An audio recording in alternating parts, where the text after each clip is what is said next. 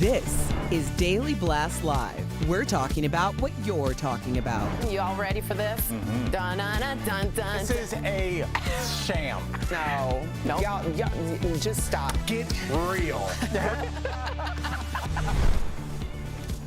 Welcome to DBL. I'm Lindsay in for Tori. Yes. Al is soaking wet. What's going on here? I mean, I'm so excited that I was drenched in sweat. I just run around the studio.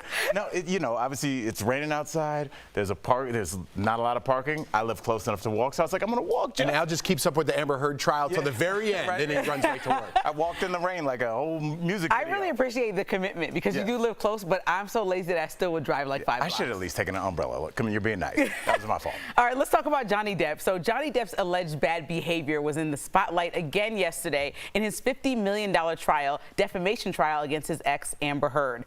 Johnny's former flame, actress Ellen Barkin, testified about her own experiences being with Johnny. Take a look. He was drunk all the time, a lot of the time. Mr. Depp threw a wine bottle across the room, the hotel room on one instance in Las Vegas while we were shooting Fear and Loathing. Was it your understanding back then that he was throwing the bottle at you? I don't know why he threw the bottle. And was it, when he threw it, was it in your direction? Yes. Were there other people standing around you? Yes. So he threw it in your direction at a group of people? Yes. So this makes me feel icky because it feels like a pattern of abuse. I mean, I know that everyone has their feelings about Amber Heard and how her testimony has been looking to the public, but like, how do you guys feel that 28 years later this is coming out? Listen, if you went back 28 years in my life and talked about all my relationships and every time I blew my top or whatever, you'd be able to piece together some stories, right? I don't know how accurate these are. It's one person's word against another person's word, but I don't know. It's hard to be perfect and not to. If you get someone to step forward at a bad time in your life, you're not going to hear a great story about yourself. Yeah, it's weird, Linz, because I'm in this weird place. I'm kind of where Jeff is, because obviously somebody like myself that has been on the road and touring, I'm sure there's some nights that I am not proud of. But there are also nights I've never thrown a bottle at any. I've never done that there's like either. a line. So there is the line. There's always that line. So it's like, do we take Johnny, and if we go back and retroactively judge him on his past, which is fair, that's what we're kind of doing with everybody, can we do that for everybody? Are we going to do that for somebody that says, hey, I got 5 years sober, and they're like, we want to talk about 15 years ago? And what incentive does that give people to get better? So, but at the same time, we are talking about his character. So what do you think, Linz? Is this par for the course? Is this fair to bring this up? Well, I feel like you said, we've all done silly stuff when we were in college or younger, even earlier than and that. had a bad night. But also, like, I have never thrown a glass bottle across the room, and I know the story's convoluted because it might not have been directly at her, but I don't think I've ever thrown something like that at somebody. And so if that came up, that would be alarming behavior. And sometimes when people are abusers, and again, this is all allegedly, we don't know exactly what's going on, like, it's a pattern that doesn't just start when they're in their last marriage that they divorced from. So it's there's kind of definitely some smoke here. Yeah. That's the one thing I think we can agree on. There's some smoke, but I think everybody, after you lived on this planet for 4 or 5 decades, there's a little smoke somewhere. Yeah. Even if it's just like those weird 2 years that you spent in Cancun, like everybody's got some smoke somewhere. Yeah. Okay, well, talking about smoke, this trial is also really interesting because of the public reaction, which seems to be overwhelmingly in favor of Johnny. So check out the fans cheering for Johnny as he left the courthouse in this black SUV. Compare that with their reaction as Amber left. I mean, she was getting a chorus of loud boos. It's like a home game. Meantime, you'll never believe the lengths that some Johnny Depp fans have gone to in order to attend the trial. I mean, one woman reportedly took a whole year's worth of her vacation, so she took all her PTO days and spent $30,000 alone just on travel expenses. I don't This want to is hear from commitment. anybody but Jeff, because I know this is I don't care about anybody this much, but Jeff looks appalled right now. No, I'm not. It's just, there's more. There's more, not just that. People are camping out overnight. There's 100 to 150 wristbands to get into the courtroom. They're selling those, like on the black market. scalpers? Yeah, like trying to sell those, like, Game 7 tickets. Yeah. Just to get in and get a glimpse of Johnny Depp. One fan put all of her belongings in storage overseas and flew here just to be for the trial. That's so extra. It's getting a little bananas. I mean, yeah, he has diehard fans. But we've kind of seen this at other trials. Obviously the Michael Jackson trial was maybe they made some rules based on that trial. Remember, he was jumping on top of cars, and it was kind of a circus, almost literally. It's very strange because obviously Johnny's going to get a lot of love, but I wonder what the undercurrent of pushback is, because maybe there might be one or two jurors that's like, oh, you think you're a celebrity and like that's going to get you out of this? There might be some people that were on the fence that might not like how pro Johnny it seems like the rest of the world is, and they might vote in Amber's favor. And I think that they both have been affected by this trial. It affected both of their careers. Sure. And so looking at what's happening, we don't have a solution yet. We'll never know the true full story, right? We just see this trial. But if this is a woman that got abused, whether or not she had took part in it or whatever, the fact that the public opinion is booing her as she tells her story, that part scares me. And I know that, Jeff, you shared before that you had strong feelings about how Johnny's career got sabotaged if she's lying. Right. And that's a valid fact. But just the fact that she had partnered with the ACLU or was going to and did all these things during the Me Too movement, it saddens me that she's being looked at in this way and criticized in this way before we have a solution. That was going to be my question to you is do you think she might have damaged her career, or her career, not even she, just that her career has been damaged more than his? Because it seems like she was on the ascent where Johnny's been A-list for 25, 30 years. She's an Aquaman currently. So, it seems like she was going up. So this trial seems like, if anything, they took some of her screen time away. It seems like it hurt her more. But what do you think about that? What are they going to do with Aquaman now? You put her in the movie. She was the face of domestic violence. She gave all the money she got, the $7 million from Johnny Depp, and put it allegedly towards these charities. Now we're finding out she didn't give that money to charity, right? And now this woman's in your movie, and they just took Johnny Depp. What did Disney lose on not having the Pirates of the Caribbean anymore? America loves to chop people down and break them down to the point of almost extinction, right? We understand what mental health is doing with people. At the same time, we love a good comeback. So Johnny, in the same breath, we're like, well, we don't want Johnny Depp. And now there's people cheering for him outside the courtroom. That's it's just interesting. What a matter of a year or two could make. It's just crazy. No, there's a lot to this case. There's so much. We'll stay on top of it. Coming up on DBL, our interview with Dame Joan Collins, what really went on behind the scenes of Dynasty. And Dr. Coley is here. Yay. Is there another wave of COVID coming? No. Thank you. We're all talking about it next. Closed captioning provided by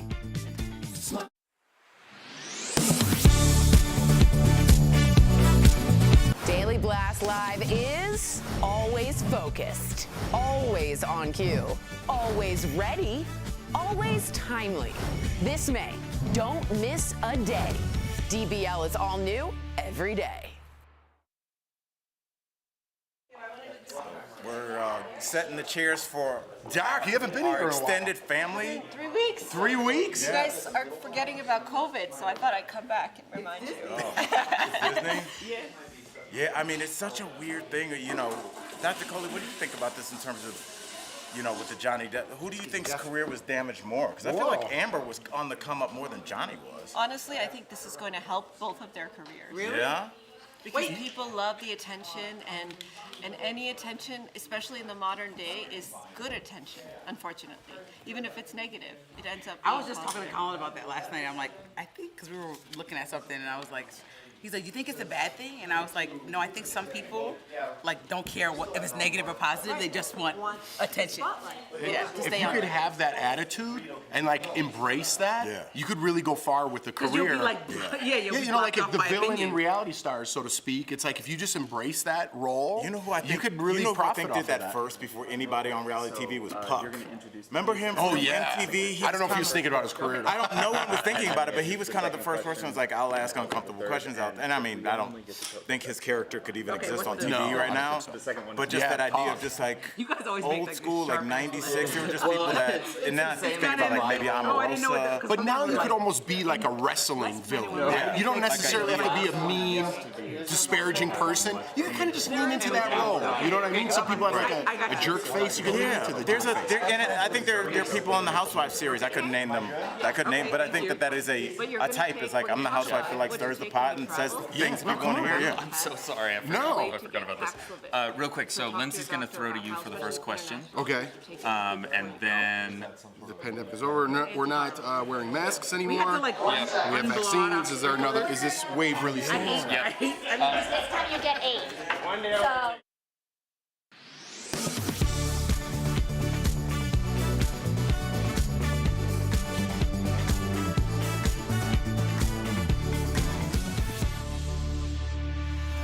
Welcome back. Our medical expert, Dr. Payal Kohli, is here to answer your questions about today's headlines. Everyone's talking about it, so let's get to it, Jeff. All right, Doc. It feels like the pandemic is over. At least. It does feel like that. Yeah, right? We're not wearing masks anymore, except I did have to wear a mask at the emergency room yesterday because my kid swallowed a penny. Everything's all good. It's all good. Okay. Yeah. It was funny because me and Doc were talking about that earlier. But is there really another wave of vaccines? Should we be nervous? Or vaccines and COVID? Should we be nervous? So, you know, Jeff, I mean, it does feel like the pandemic is over for about a third of Americans who are like so over it. I think now that the masks have come off, it's going to be impossible to put them back on. I think the cases are going up. But the good news this time, guys, even though they're going up, we have Omicron, which is a milder variant. Most of us are vaccinated, which is really good news. And we have Paxlovid, which is an antiviral that many of us should take if we test positive. And all of that makes for the fact that this could just be a cold and not necessarily end us up in the hospital. What was that thing you said? Paxlovid. So let's talk about that. Yes, please. Yeah. That's exactly right. So if you test positive, 3 things you have to do, okay? Testing, tracing, and treatment. So if you have a negative test by rapid, you have to follow that with a PCR. So if you have symptoms, don't just rely on that rapid, because I've had a number of people get burned with this. Go get a PCR. Then you call up your friends that you've seen in the last 5 to 7 days and say, guys, I tested positive. But the third and important one, which a lot of people don't realize, is that within 5 days of symptom onset, you want to start this medication called Paxlovid. Paxlovid, made by Pfizer, which is an antiviral that makes your infectivity lower, it makes your symptoms less, and it reduces the chance of you ending up in the hospital. Now, this medicine isn't for everyone. It's for people who are high risk, but really anyone over 65 is considered high risk. Anyone with chronic health problems is considered high risk. So think about that treatment. Or if you live with somebody who's high risk, talk to your doctor about whether you should take it. Has it ever been given to horses? Okay, Dr. Kohli, with summer right around the corner, how can we stay safe during our family vacations? Because you know I like to travel. And I got a kid, so I got to stay safe. Great point, and I've been traveling a lot too. So the first thing you got to do is pack a lot of rapid tests. So don't forget to do that. Not just one, you want to take at least 7 or 8 rapid tests with you when you travel. The second is you want to make sure you have a contingency plan in place. If you end up somewhere where you test positive, how you are going to isolate from the rest of your family, because this is very contagious. So if you're sharing that hotel room, there's a good chance that you're all going to catch it. And then the third is to have a way to contact your doctor, especially if you're traveling abroad, to get that Paxlovid if you need it, or take some with you if you're a high-risk person. Pack some in your suitcase, take it with you, so that as soon as you test positive, you can start it. And plus, you can like use that if you have a budget for your vacation. You can go a little higher. You can be like, oh, I'm getting a huge suite just in case we test positive. I'll stay in my corner. Wing, you know, so, yeah.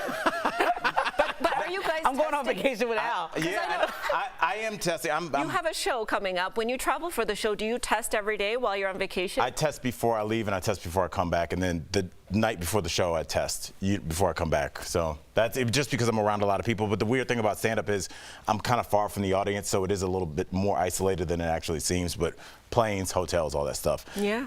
I wish we could just talk about COVID, but apparently monkeypox is a thing now. It just seems like we're just making up terrible things now. Trying to stress people out. 1800s, yeah. What is that? I guess we have that now, Doc. What? We have it. What? It used to be a virus only in Africa, but now we've seen it in many different countries, including here in the United States. Somebody in Manhattan tested positive there at Bellevue Hospital. So monkeypox is an infection caused by a virus called monkeypox, and the reason it was named that way was because it was discovered first in monkeys in 1958. And it's basically a family of smallpox. You remember smallpox, which we all got vaccinated against, and it's transmitted in very similar ways to COVID, so by respiratory droplets, but it can also be transmitted through broken skin or through secretions. Yeah. Is it deadly? Like, what? I mean, obviously, it's not great. So most people will have a moderate illness, but it does have the potential to make you seriously ill. So the bottom line is, because it's here, and it's going from person to person, it's not just people who've gone to Africa that are catching it now. If you have a fever and you have a rash, almost like your chicken pox kind, like with lesions on your skin, don't go to the doctor, but call them right away, isolate yourself from everybody else, and get treatment right away. Man, we thought we were home free, but we have to stay alert this summer. Thanks so much, Dr. Kohli. And if you have any questions that you'd like Dr. Kohli to answer, write us on social media or at info@dailyblastlive.com. We'll be right back. Hi.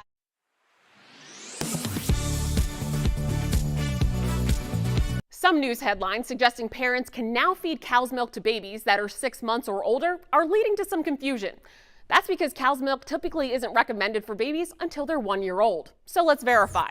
Should parents feed cow's milk to babies who are 6 to 12 months old? Our sources are the Centers for Disease Control and Prevention, the American Academy of Pediatrics, and Dr. Stephen Abrams, chair of the American Academy of Pediatrics Committee on Nutrition. The Centers for Disease Control and Prevention and the American Academy of Pediatrics recommend that babies be introduced to cow's milk at 12 months old, but not before then and never as the child's main source of nutrients. That's because cow's milk has too many proteins and minerals for a baby's kidneys to handle, and it just doesn't have enough necessary nutrients, according to the CDC. But during the shortage, Dr. Stephen Abrams says that in a pinch, cow's milk may be an option for children older than 6 months who are usually on regular formula if other alternatives aren't available.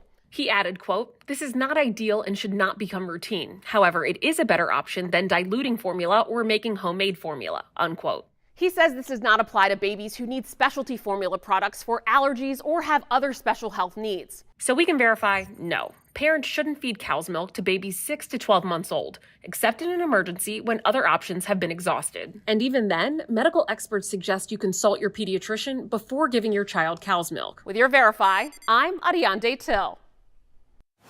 But you want to go back 20 years and cancel somebody for what they did? You know what? You're out of order. I woke up and said, today is going to be a good day. Yes. At some point, you got to decide for yourself if you're going to stand up for what's wrong or what's right. Like, are we living in Bizarro world? Sorry, I ran out of steam there. I have to just push back on that. I think it's an okay conversation to have. That's what really rubbed me and a lot of people the wrong way. I love this story.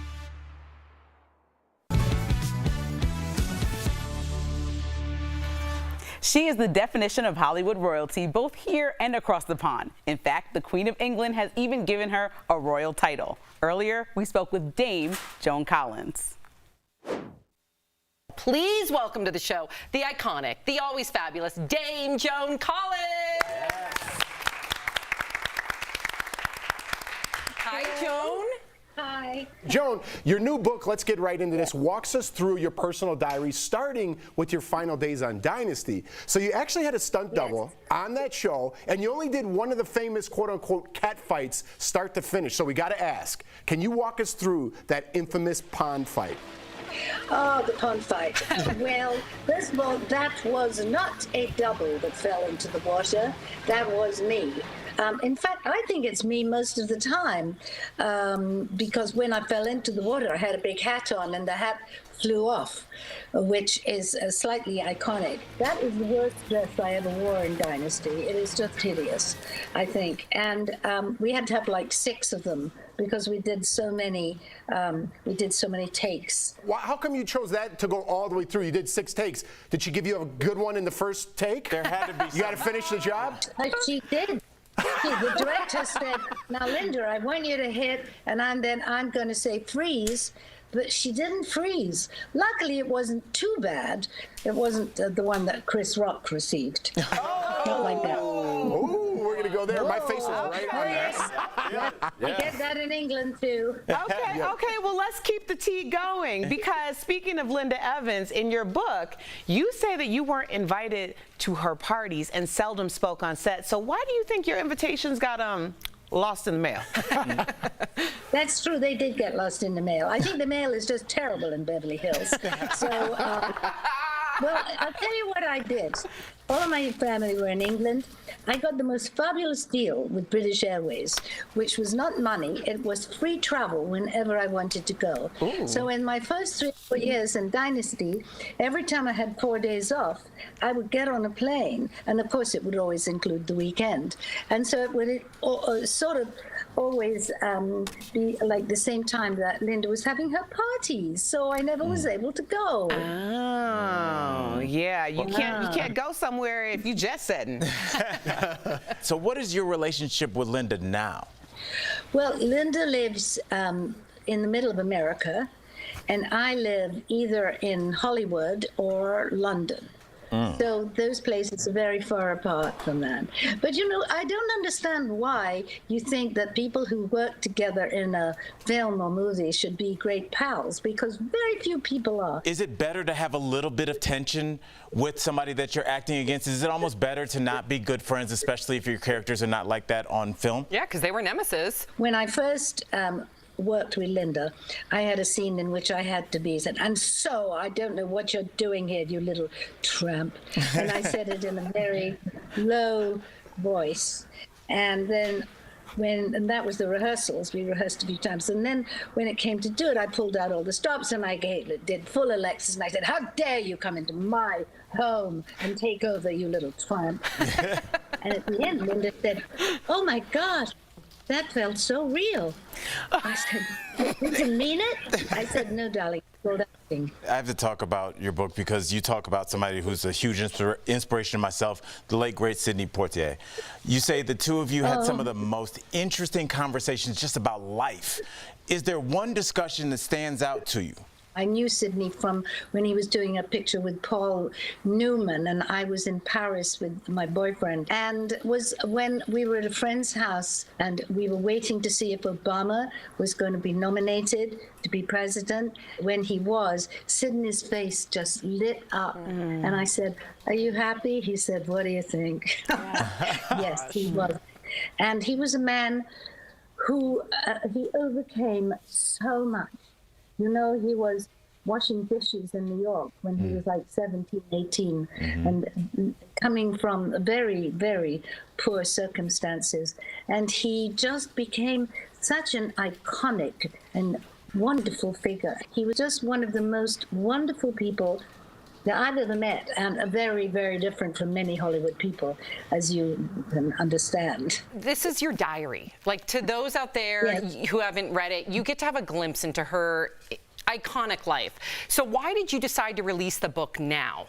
I started writing it at the end of Dynasty, and I didn't write it. I spoke it into a little tape recorder that I'd been learning my lines in.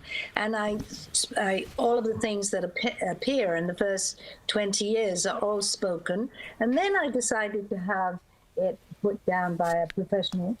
And I mentioned it to my agent, and he said, "Well, that sounds good. Would you like to, you know, diaries are very popular, and you've had a very interesting life." I said, "I'll say." So yes. I thought, why not?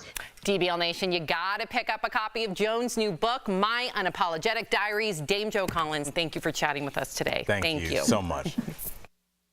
Promotional consideration is brought to you by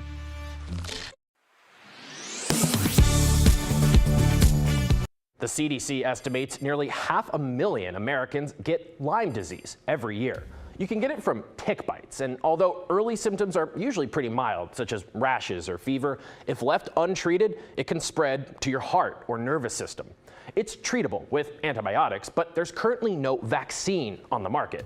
A viral post on Twitter claims there used to be, and that it got taken off the market because of low demand. So let's verify. Did there used to be a vaccine for Lyme disease? Our sources, the CDC, the National Institute of Health, the company that made the shot, GlaxoSmithKline, and academic reviews of the history of the Lyme vaccine. First off, that screenshot from the CDC website you see in the viral tweet, that's legit. The agency confirms the vaccine was available between 1998 and 2002 and was discontinued due to low demand. Reports we found from the company that made the vaccine say the same thing, and the NIH says that sales of the Lyme vaccine dropped dramatically from over 1 million doses to just a few thousand in the span of a few years. So it's true, there used to be a vaccine for Lyme disease, and it was discontinued because of low demand. Clinical trials showed that the shot was about 76% effective against Lyme disease. So why did demand drop so suddenly? Well, there are some anecdotal examples of patients receiving the vaccine and then later showing symptoms of arthritis. Those patients received extensive media attention at the time, and some joined in a class action lawsuit. In response, the FDA conducted new studies, which showed people who received the vaccine were no more likely to develop arthritis symptoms than those who did not. But even with no evidence of causation, the damage was done. Here's how one academic paper described it. Quote, "The decline in public tolerance for risk and uncertainty, combined with the relatively low morbidity of Lyme disease, contributed to the inability of the vaccine to find a market niche." The CDC says as of right now, multiple other companies are working to develop a new Lyme vaccine. With your Verify, I'm Casey Decker. Clips from the defamation trial between actors Johnny Depp and Amber Heard have racked up millions of views on social media. The coverage prompted some people to wonder why they can watch every moment of this trial and not others, like the criminal trial of Ghislaine Maxwell, who was convicted of conspiring with Jeffrey Epstein to sexually abuse and traffic children. So, let's verify. Do all courtrooms have the same camera policy? Our sources are the U.S. Code of Laws, the Radio Television Digital News Association, and Fairfax County, Virginia courts. Some state courts have rules that allow judges to decide whether to allow cameras, according to RTDNA. The Depp v. Heard trial is happening in a state court in Virginia where a judge agreed to allow the proceeding to be recorded. That's different from the Maxwell trial. Her case was heard in federal court, and federal courts banned cameras with limited exceptions. Maxwell's case was still open to the public, so people were allowed to sit in and observe what was happening. That included journalists who could take notes and courtroom sketch artists. So, no, all courtrooms do not have the same camera policy. With your Verify, I'm Brandon Lewis. Daily Blast Live is always focused, always ready, always on cue, always timely. This May, don't miss a day. DBL is all new every day. Welcome back. Falls, burns, and exposure to poison are some of the most common accidents for seniors at home. So it's time for some DBL Home tips presented by American Home Shield. If you're an older adult living on your own or know someone who is, here are a few home safety tips. First, prevent falls. Make sure all hallways and staircases are well lit and clear of objects, and install handrails where there are steps. Next, replace all old appliances, especially ones with frayed or exposed electrical wiring. And finally, install carbon monoxide detectors near all the bedrooms and test them all out. Also, don't forget to replace the batteries twice a year. And remember, an American Home Shield Plus warranty plan helps cover so many things like homeowners insurance leaves out, like breakdowns of major components of home systems and appliances. So you can rest easy knowing you're ready for whatever breakdowns inevitably strike next. Visit ahs.com to find a plan that's right for you. All right, I want to read a comment because Al brought up the monkeypox. Yes. Ray's Vibe said, not ready for monkeypox. I still have my COVID decorations up. I like that was pretty funny. That's really okay, that was a funny joke, Ray's Vibe. I said during the break, I was like, Ray's Vibe said funny things before because you're like, I got a funny joke. I was like, all right. Yeah, I was like, is this Al level funny? Or like, you know, there's tears when I say a joke. That's why I let Tori usually say the joke. Yeah. Because I'm sitting on stage with a comedian, actually two of them, and I'm never going to be the one to say in the joke. Anytime. That's pretty funny, though, naturally. Yeah. Yeah, I don't know. You put me on the spot. Like to say something funny, I got nothing. But I was going to say, what do you think Ray's Vibes is doing at home? He's probably like, yeah, I nailed it. Got shout out there. Friday, the weekend started. We shout out people on Fridays. We got the credits rolling. Why not? I like it. I like it. Can come take my place. I'll take a Friday. Ray's going to get in these credits right there. Ray's Vibe. Right? I actually want to take a Friday and sit down and watch the credits at home, like, and chat with Ray's Vibe and all that. Well, you can watch on YouTube. I can go back and do it, but I won't be live in the chat. Oh, that's a good point. I didn't even think about that. All right. All right, guys. We'll see you same place, same time Monday.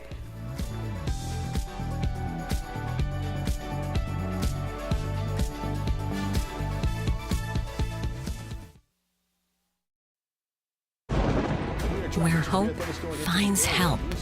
Where courage meets conviction. Where makers make fans.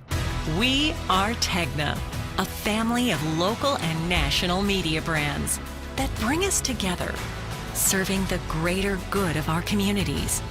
Where national know-how backs local business. Be in good company with Tegna.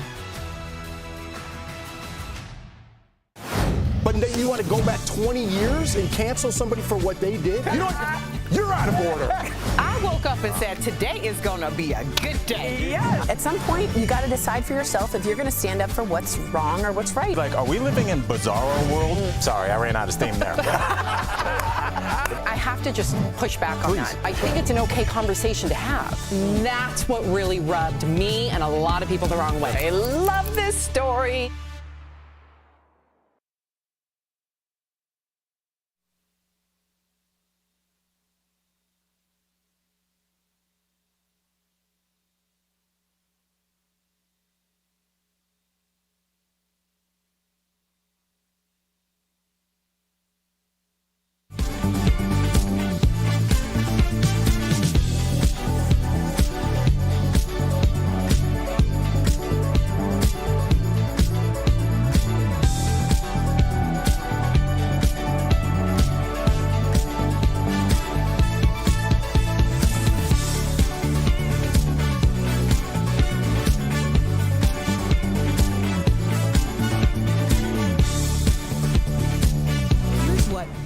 talking about today on Daily Blast Live.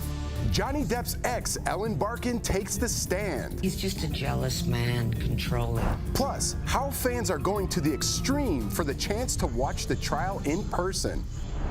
Court cases that make you say, From suing over the size of fast food burgers to deciding whether an elephant should have human rights. Rihanna and A$AP Rocky welcome their baby boy into the world, but you won't believe how much the little one is worth already.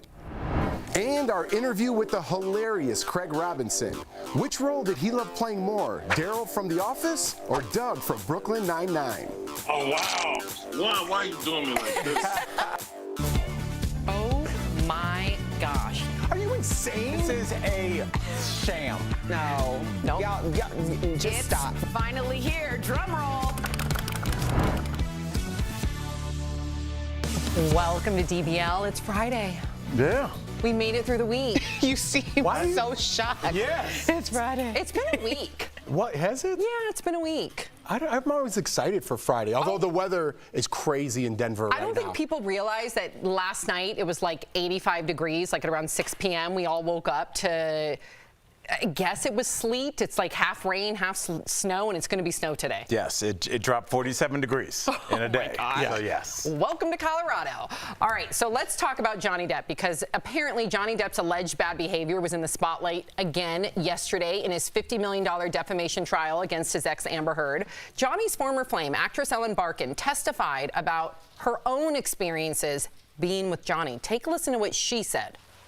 He was drunk all the time, a lot of the time. Mr. Depp threw a wine bottle across the room, the hotel room on one instance in Las Vegas while we were shooting Fear and Loathing.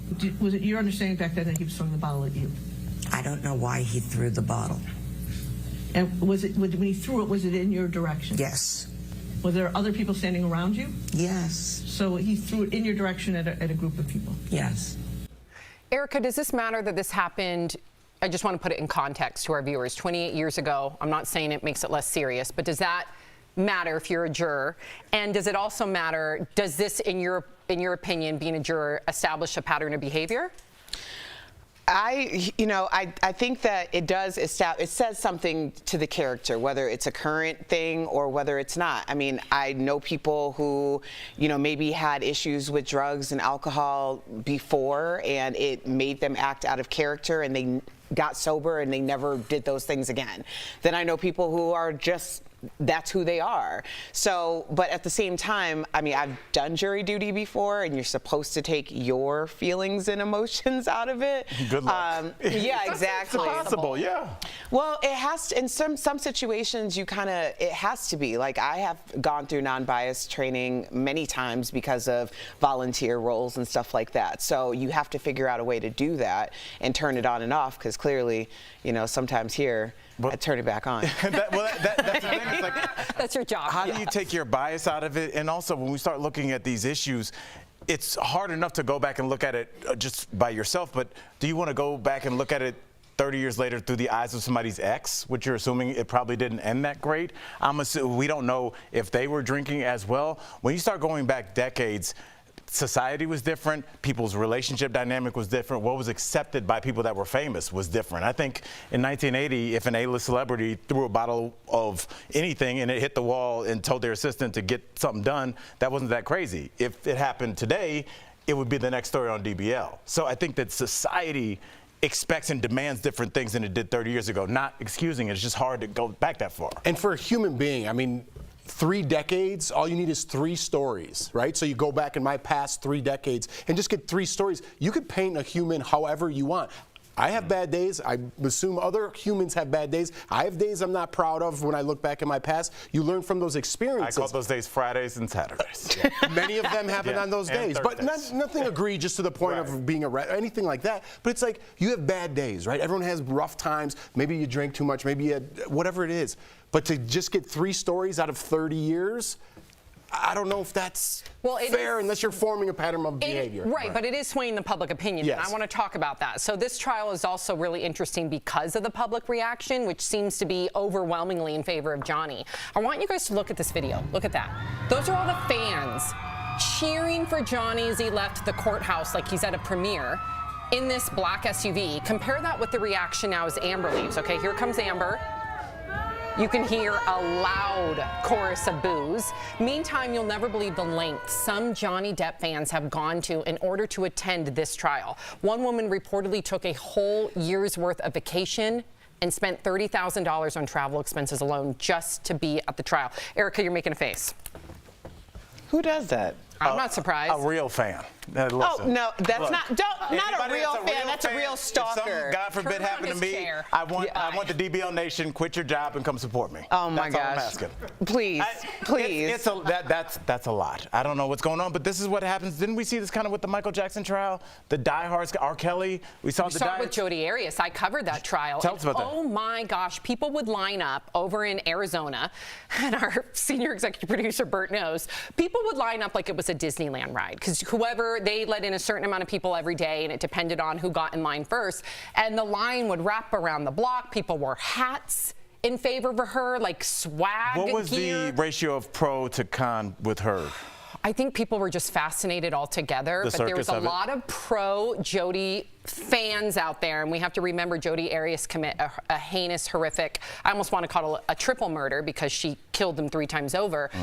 Rest in peace, Travis Alexander. But yeah, that just speaks to human nature. What is it about certain humans that think that this is like not a domestic violence trial, this is a premiere? It's crazy. I mean, people are camping out overnight. There's more. There's more. People are camping out over there like it's what's that yellow? Like Star Wars. No, what's that? What's that famous band? Cameron Indoor Stadium. No, I'm way off. Hold on. We're gonna take a pause. Price is Right?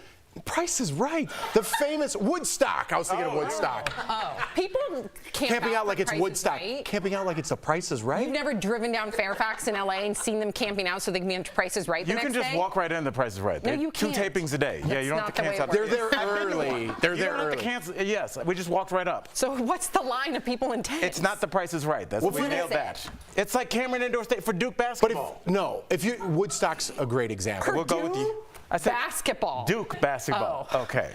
Oh, that's different. Yeah, it is. These don't even matter. Who cares? They're crazy. People are crazy. But they're no different than Duke basketball. They are fans of Johnny Depp and extreme fans at that. And you're going to see that. I just wonder if it's going to look bad in the public that people are already taking his side. And I wonder if all they need is one juror to be like, I don't like that. I know. All We'll you have need to is wait one. and see. I know. But it looks like Johnny's not canceled anymore. Stop. Why are you laughing? I don't know. That just took a turn. Took a Friday turn. It always does. That's our panel for you.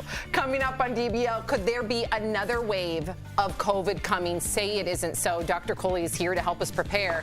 And a court is about to decide whether elephants should have human rights. We're going to explain next. Closed captioning provided by Daily Blast Live is always focused, always ready, always on cue, always timely. This May, don't miss a day. DBL is all new every day. How dare Al? He has lived in LA for how many years? How many? That's it? I lived there 5, yeah. In LA? Yes. Okay, so I lived was there. in New York before that. Oh, okay. So I lived there from 1998 until 2017. Okay. And it was an actual thing that people camped out to get on Price is Right. Jeff? I could have got her back there. I you wanted to leave it out there. But I've No, been I don't know on if the- they I've been camped. in the audience. I don't know There if they was camped nobody. out. There's people there like before the sun came up for sure. Because I used to work out of that CBS. I will say they're that intense. Yeah, they're there early. There with were their people shirts, that were matching shirts, Yes. and diehard. all sorts. But I love how you guys pretended like I came up with some random reference. I'm not saying that they're not excited fans. I'm just saying that there was no one camping out when I went. And we had the matching shirts. We went all out. But there was no... for the Price is Right? Yes. What time did you get there? I don't know. They let 300 people in and my number was like 278. What so time we did were you late. get there? I don't know. Watch, he camped out. Do you know how many... He You camped out? He for sure On did. Colfax? Yeah, he did. He for I sure could barely did. get myself on planes to gigs I was getting paid to do. Like, I'm not going to the prices right there. Are you I would kidding in me? a heartbeat. Yes. He's downplaying it, but he had matching T-shirts, so you were excited a Well, little bit. I think I told you a story. It's my buddy Orlando. He's a comic. He's actually been on the Late Show a couple times performing, but he's from the DR and he taught himself to speak English watching The Price is Right in the Dominican Republic. Did they pick him? No, but he like was. It was funny. They picked the young woman that's right in front of us. She was like a real bubbly blonde from Canada, and she like had this great personality.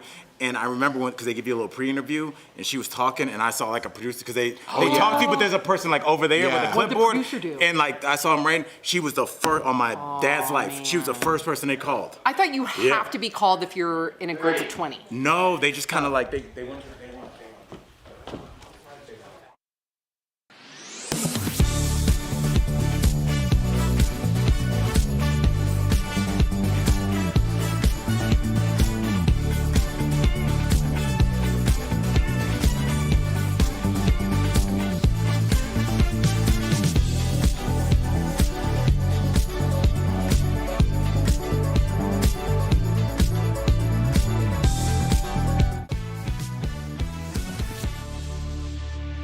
Welcome back. We've got a couple of strange lawsuits that a lot of you are talking about. Up first is the case of a zoo elephant in the Bronx named Happy. A group is suing the zoo, claiming Happy deserves the same rights as a person. They think Happy is being illegally confined, and they want her free. The group argues that elephants are cognitively complex and autonomous. They say Happy has even passed a test of self-awareness, and that because of that, she deserves the same right to freedom as humans. Meantime, the zoo argued Happy is in fact happy and swims, forages, and does stuff that other elephants like to do. Yeah, what is a self-awareness test? I watched it. What is it? It's amazing. Is it just walks past a mirror and goes, hey, that's me? Okay. First of all, I don't think they're just trying to create noise to free this elephant because it's been there for 49 years. It's 50 years old. It was taken, kidnapped, or elephant napped. I don't want to make this less. No, they want human rights. Let's call it kidnapped. Yeah. No, it's to make noise. Okay, it's to make noise to free the elephant. But I watched the self-awareness test, and what they do is, like when a cat looks at itself in the mirror, they think it's another cat. With a chimpanzee and an elephant, they'll mark it, even dolphins too. And then the elephant will look in the mirror, take its trunk, and notice that's me, and actually wipe it away and point to the blemish that they had never seen before. I don't know why you have to shame cats in this situation. You just made it seem like the elephants are way. I don't think you have to put their candle out to make the elephants brighter. But I will say this: we keep saying freed, but free to where, Sam? To a sanctuary with more He's in a sanctuary. No, he is not. He's in a zoo, the Bronx Zoo. He's not happy. So you just want to let him wander around the Bronx? Okay, He's in the best place he could possibly be. No, there's plenty of animal sanctuaries. There's actually one here about 45 minutes from here. Yes, it's beautiful. I've been there. Isn't it amazing? Why Isn't can't the you Bronx go Zoo there? one of the best ones in the world? Well, the animal sanctuary allows them to like roam, and they're not as, I mean, obviously they're still this contained. elephant is 50 years old and it's not roaming anymore. Yes, It's it chilling. is. It's roaming. It's chilling. You need to go to the animal sanctuary and see. I'll take you, Al. You walk this really cool walkway over, and you get to see all the tigers from Tiger King. A different one you went to? No, I'm just wondering where Al was going to go with when you're 50, since you're knocking on 50's door. I am knocking on 50's door. No, and that's there's only one direction to go. I'm honored to get older. Trust me, I want to live as long as possible. I want as many gray hairs as possible. I'm just saying. To Al's point, he don't want to roam either. Yeah, you know me. Look, no 50-year-old, especially in elephant years, that's like 170. He's going to be, I don't know, but I'm making that up. I think an elephant wants to sit in the shade. What 50-year-old doesn't want to sit in the shade? Albert Jackson. Albert. Let's just let it wander around the Bronx. Elephant. No one said for it to wander around the Bronx. You keep saying freed, but there's no destination. Sanctuary. There's many sanctuaries that would take Happy the elephant. And first of all, elephants are very social creatures. They travel in a herd. You know that, Al. So why do you think Happy is happy all by itself? Come on now, Al. I know you have compassion. But why are you acting like elephants aren't autonomous, and maybe this one doesn't want to hang out with people? Some elephants like their alone time. You don't know what Happy likes. Okay, Al. And we don't either. I don't want to presume that we all do. Shout out to Happy. We're going to get to the next lawsuit. I hope Happy can be freed. Okay, so this next one is over the size of burger patties in your favorite fast food meal. It claims that major fast food restaurant chains like McDonald's, Burger King, and Wendy's exaggerate the size of their burgers in their ads. Huh. Okay, I wonder if it's men running it. When you compare. Wow. There's just some shots. Okay. When you compare the ads to what you actually get from these restaurants. The burger patties seem to be much smaller. The lawsuit says that's because some restaurants use undercooked patties in their ads. As far as we can tell, McDonald's, Burger King, and Wendy's have not yet commented. I'm not going to name the name, but I was in an ad for a major fast food chain, and I will tell you, the trailer to get that food ready was bigger than all of the people who were actually in the ad. We had to wait on this particular burger for far longer than my hair, makeup, wardrobe combined, okay? The lighting for this particular burger was far more intense than the lighting for all of us, and we were a multicultural cast, and you know how hard lighting is for a multicultural cast. That burger, yes, there's a reason why it looks like that. So if you expect to go into any of these fast food chains and get a burger that looks like that, you're going to be waiting a real long time. What do you think, Jeff? There's a whole thing about how they set up commercials and like cereal. Yeah, it's glue, like it's glue and it's not milk. So there's a whole thing about the dynamic of how they film this as opposed to reality. Like, I've said this alluded before. to. Don't we expect that it's been doctored and filtered to look better? We kind of do this with like makeup ads where like there needs to be a disclaimer saying that this is not what this model looks like. But I mean, I think any kind of advertisement, don't you expect it to, because I heard with the burgers they don't even cook it, it's raw and they press the. But it's false advertising. If you're expecting a burger like that and you go there and it's this big, that's not cool. So you're on the side of the lawsuit. Yeah, I am. I'm on the side of we're human beings that know what fast food burgers look like. So let's not act surprised when we get it. No. Stop it. All right. Oh, I'm so glad you guys are not on the same side for once. Coming up on DBL. I love you too. All right. Dr. Coley is here. Is there another wave of COVID coming? I hope not. We're talking all about it coming up next.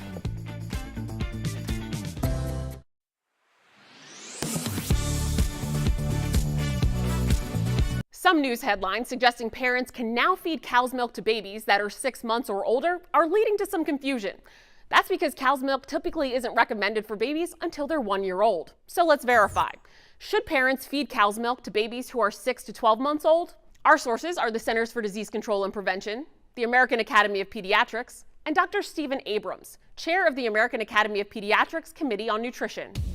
The Centers for Disease Control and Prevention and the American Academy of Pediatrics recommend that babies be introduced to cow's milk at 12 months old, but not before then and never as the child's main source of nutrients. That's because cow's milk has too many proteins and minerals for a baby's kidneys to handle, and it just doesn't have enough necessary nutrients, according to the CDC. But during the shortage, Dr. Stephen Abrams says that in a pinch, cow's milk may be an option for children older than 6 months who are usually on regular formula if other alternatives aren't available. He added, quote, "This is not ideal and should not become routine. However, it is a better option than diluting formula or making homemade formula," unquote. He says this does not apply to babies who need specialty formula products for allergies or have other special health needs. So we can verify, no, parents shouldn't feed cow's milk to babies 6 to 12 months old, except in an emergency when other options have been exhausted. And even then, medical experts suggest you consult your pediatrician before giving your child cow's milk. With your Verify, I'm Ariande Till. But you want to go back 20 years and cancel somebody for what they did? You know what? You're out of order. I woke up and said, today is going to be a good day. Yes. At some point, you got to decide for yourself if you're going to stand up for what's wrong or what's right. Like, are we living in Bizarro world? Sorry, I ran out of steam there. I have to just push back on that. I think it's an okay conversation to have. That's what really rubbed me and a lot of people the wrong way. I love this story.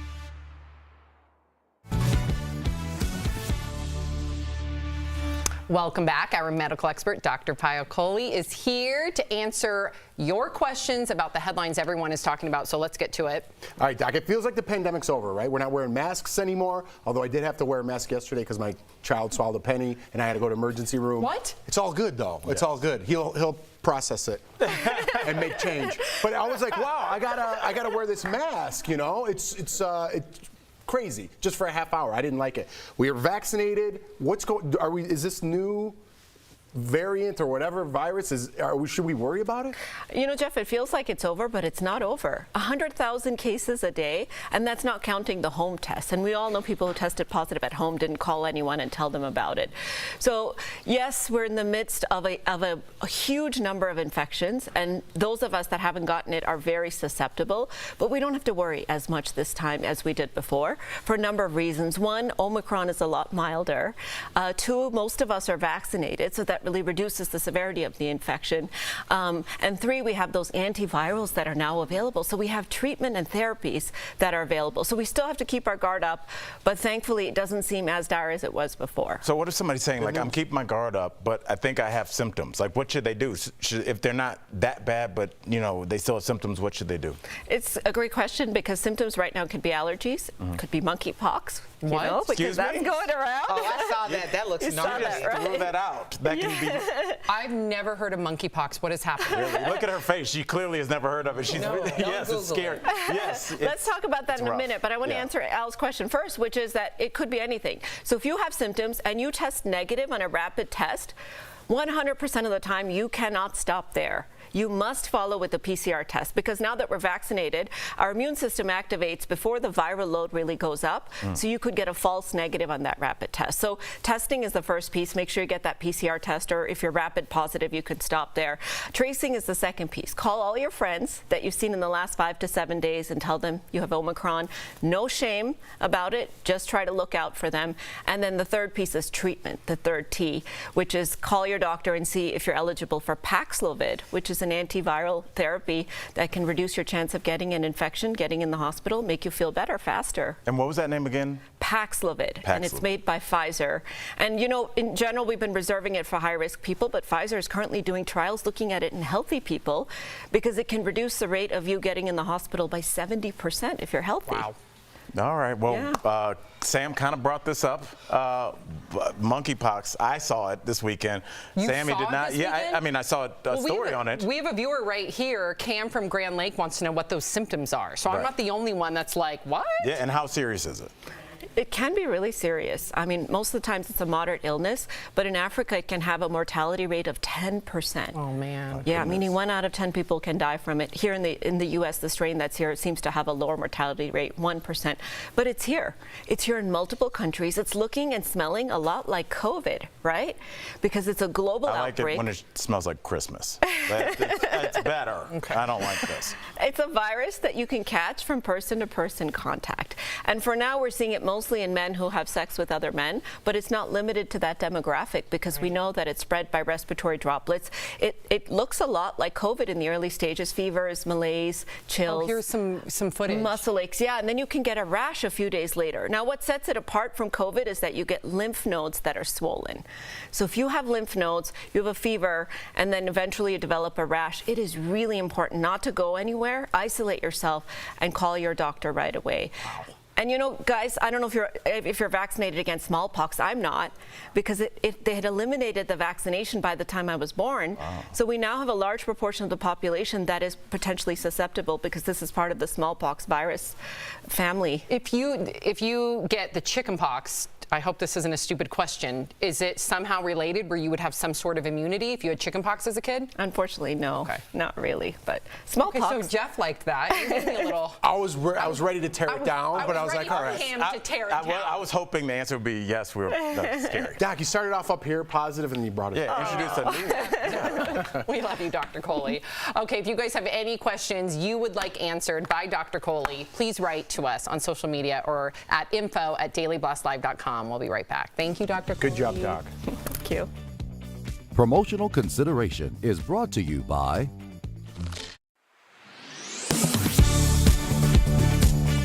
The CDC estimates nearly 500,000 Americans get Lyme disease every year. You can get it from tick bites, and although early symptoms are usually pretty mild, such as rashes or fever, if left untreated, it can spread to your heart or nervous system. It's treatable with antibiotics, but there's currently no vaccine on the market. A viral post on Twitter claims there used to be, and that it got taken off the market because of low demand. So let's verify. Did there used to be a vaccine for Lyme disease? Our sources, the CDC, the National Institute of Health, the company that made the shot, GlaxoSmithKline, and academic reviews of the history of the Lyme vaccine. First off, that screenshot from the CDC website you see in the viral tweet, that's legit. The agency confirms the vaccine was available between 1998 and 2002 and was discontinued due to low demand. Reports we found from the company that made the vaccine say the same thing, and the NIH says that sales of the Lyme vaccine dropped dramatically from over 1 million doses to just a few thousand in the span of a few years. So it's true. there used to be a vaccine for Lyme disease, and it was discontinued because of low demand. Clinical trials showed that the shot was about 76% effective against Lyme disease. So why did demand drop so suddenly? Well, there are some anecdotal examples of patients receiving the vaccine and then later showing symptoms of arthritis. Those patients received extensive media attention at the time, and some joined in a class action lawsuit. In response, the FDA conducted new studies, which showed people who received the vaccine were no more likely to develop arthritis symptoms than those who did not.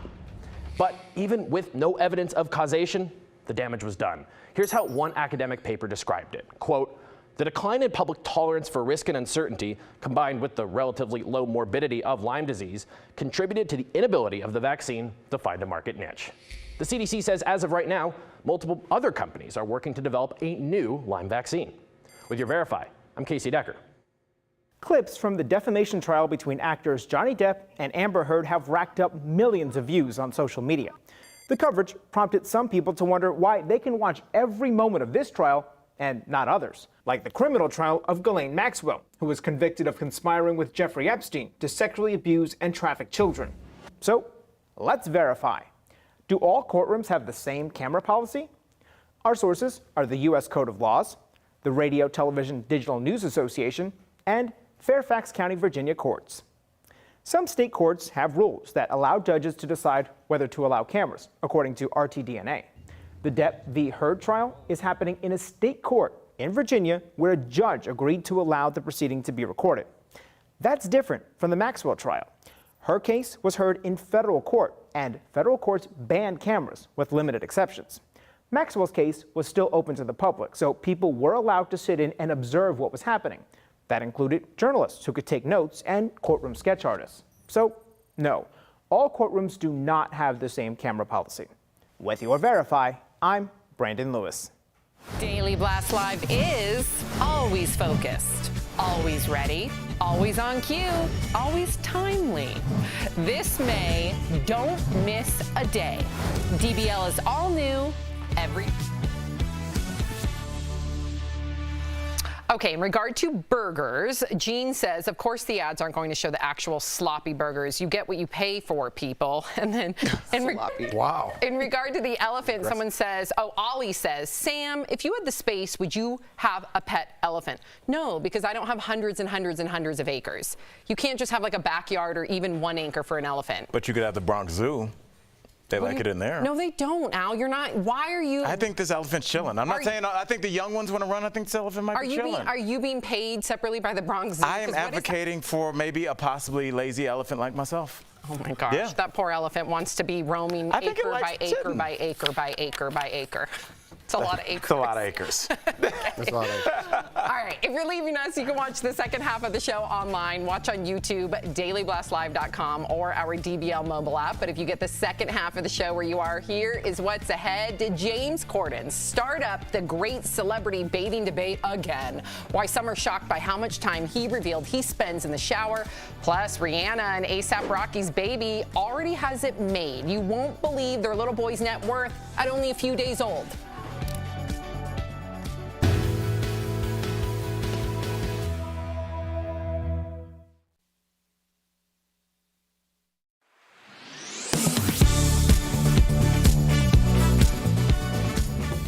Twitter bots are pretty much exactly what they sound like, automated tools that tweet without a person behind the keyboard.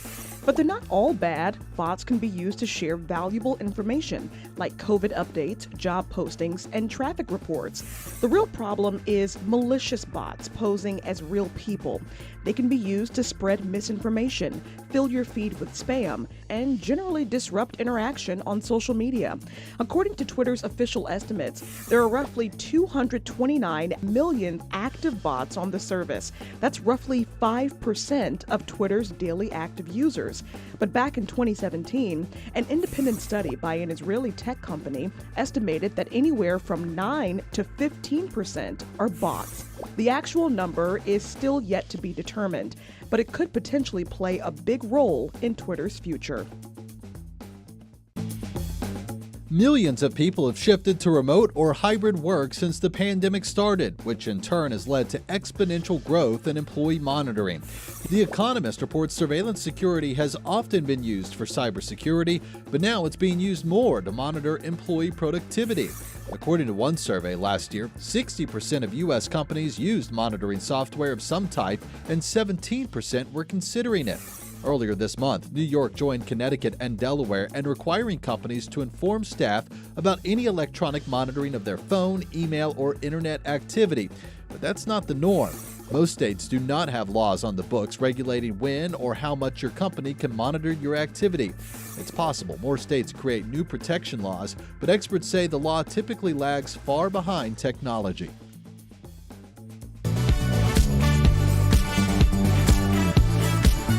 This is Daily Blast Live. We're talking about what you're talking about. Oh my gosh. Are you insane? This is a sham. No. Y'all, just It's stop. finally here. Drum roll. Welcome to DBL. We got to start by giving a big old congrats to Rihanna, who reportedly gave birth to a baby boy. It's her first child with rapper A$AP Rocky. According to a number of outlets, she gave birth last week. Riri's billionaire status, by the way, combined with A$AP's earnings, means the baby now has a net worth. Are you ready for this? $1.5 billion. According to Forbes, Kim and Kanye's 4 kids will get a slice of their $3.8 billion fortune. $2 billion from Kanye, $1.8 billion from Kim, and Beyonce and Jay-Z have a combined $1.8 billion to split with their 3 kids. What do you think about being rich from coming from the womb, Erica? Well, I don't know about other people's households, but I was always told that whatever my parents had was theirs, not ours. So I don't know if that's going to be the same philosophy, but I don't know. I obviously don't come from like a tremendous amount of money or means like that. But I always like look at some of my friends who did, because I think there's sometimes, not all the time, but I think that people need to have a purpose. Like you have to feel like there's something that you make go, if that makes sense. And I think sometimes when people have a lot of means and resources, if they're not given the tools to do that, it can be detrimental to like their mental health. Yeah, we're talking about a different planet, billions and billions. I mean, like literally a different world. It is a different world. And so how do you take that world away from your kids, right? Jay-Z came up from Marcy Projects, right? The bottom, and built this empire. Even if he teaches his kids the same thing that he learned along the way and teaches them, and I'm not disparaging Jay-Z, I'm kind of putting myself in there. Why would I do that? I have no money at all. But what I'm saying is that even if you have your best intentions of listen, you got to fail, you got to do this, people are going to get on you. They live in this other bubble. They live in this other planet. It's going to be hard for them to instill that into their children just because of the world they live in. Yeah, I mean, and it's weird, Jeff, as you were talking, I was listening to what you and Erica said. I'm like, maybe you don't want to instill that in them. We're talking about values that are germane to our life. Like, we're regular folks and we kind of interact like that. But let's be honest, Sam, they're going to be living in a different world. They're not going to be in general admission partying it up with us in some nightclub. They're going to be in a different world. So maybe the skill set that we're like, well, how are they going to learn that? Maybe that doesn't work for the world that they're going to be in. So maybe they need to have their own thing. Like, look, we're billionaire kids. We hang out with other billionaire kids. No. Sam, look, I'm just telling you how human beings are going to roll, but talk to me. No, I get it. I do think what you said is important, that they're going to have to develop a different skill set for their own world, right, because they are immersed in that world, right?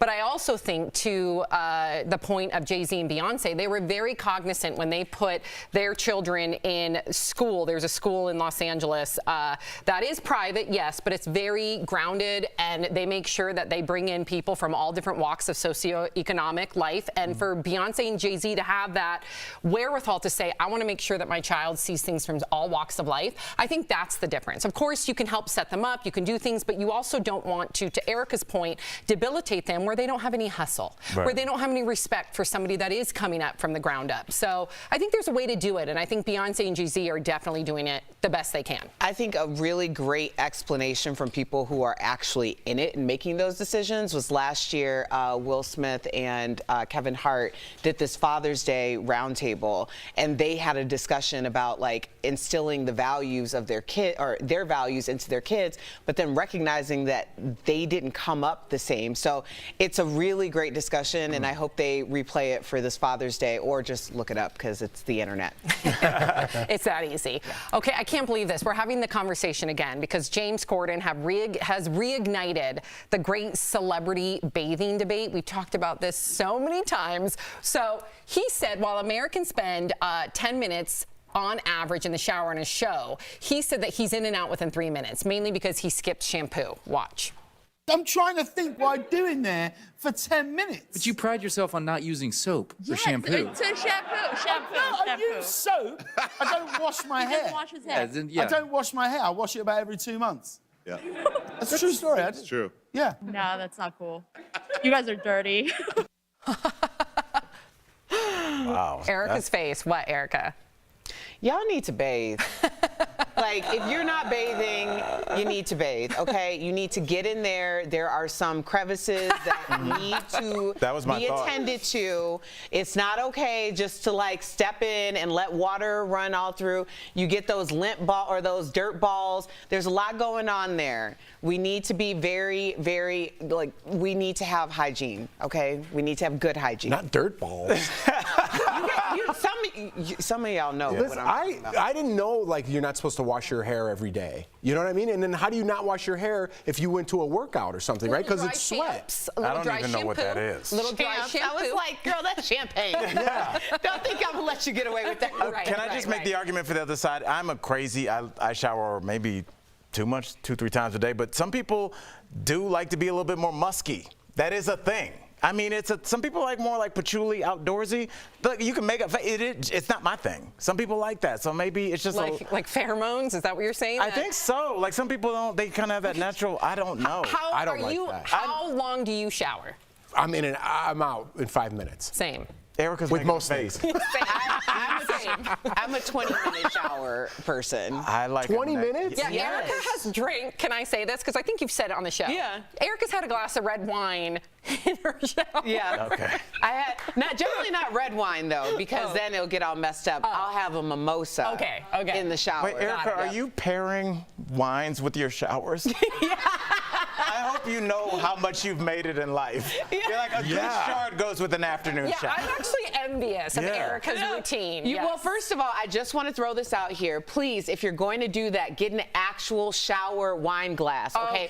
Don't bring your regular wine glass in because that is not safe. What's a shower wine glass? It's a plastic wine glass. Does it kind of have a top so, like, dirt balls don't get in there? No, but you can get a hook. You can get a hook where you put it up on there, and then you hook. Speaking of different life, right? No, That's my drinking you don't hook. have kids, y'all. Okay, this is what you do when you don't got kids. Everybody needs to take a page from Erica Cobb's book. Let me just say Yes. that. Okay, so some celebrity homes are in the spotlight. First, you guys have to see Travis Barker's, okay?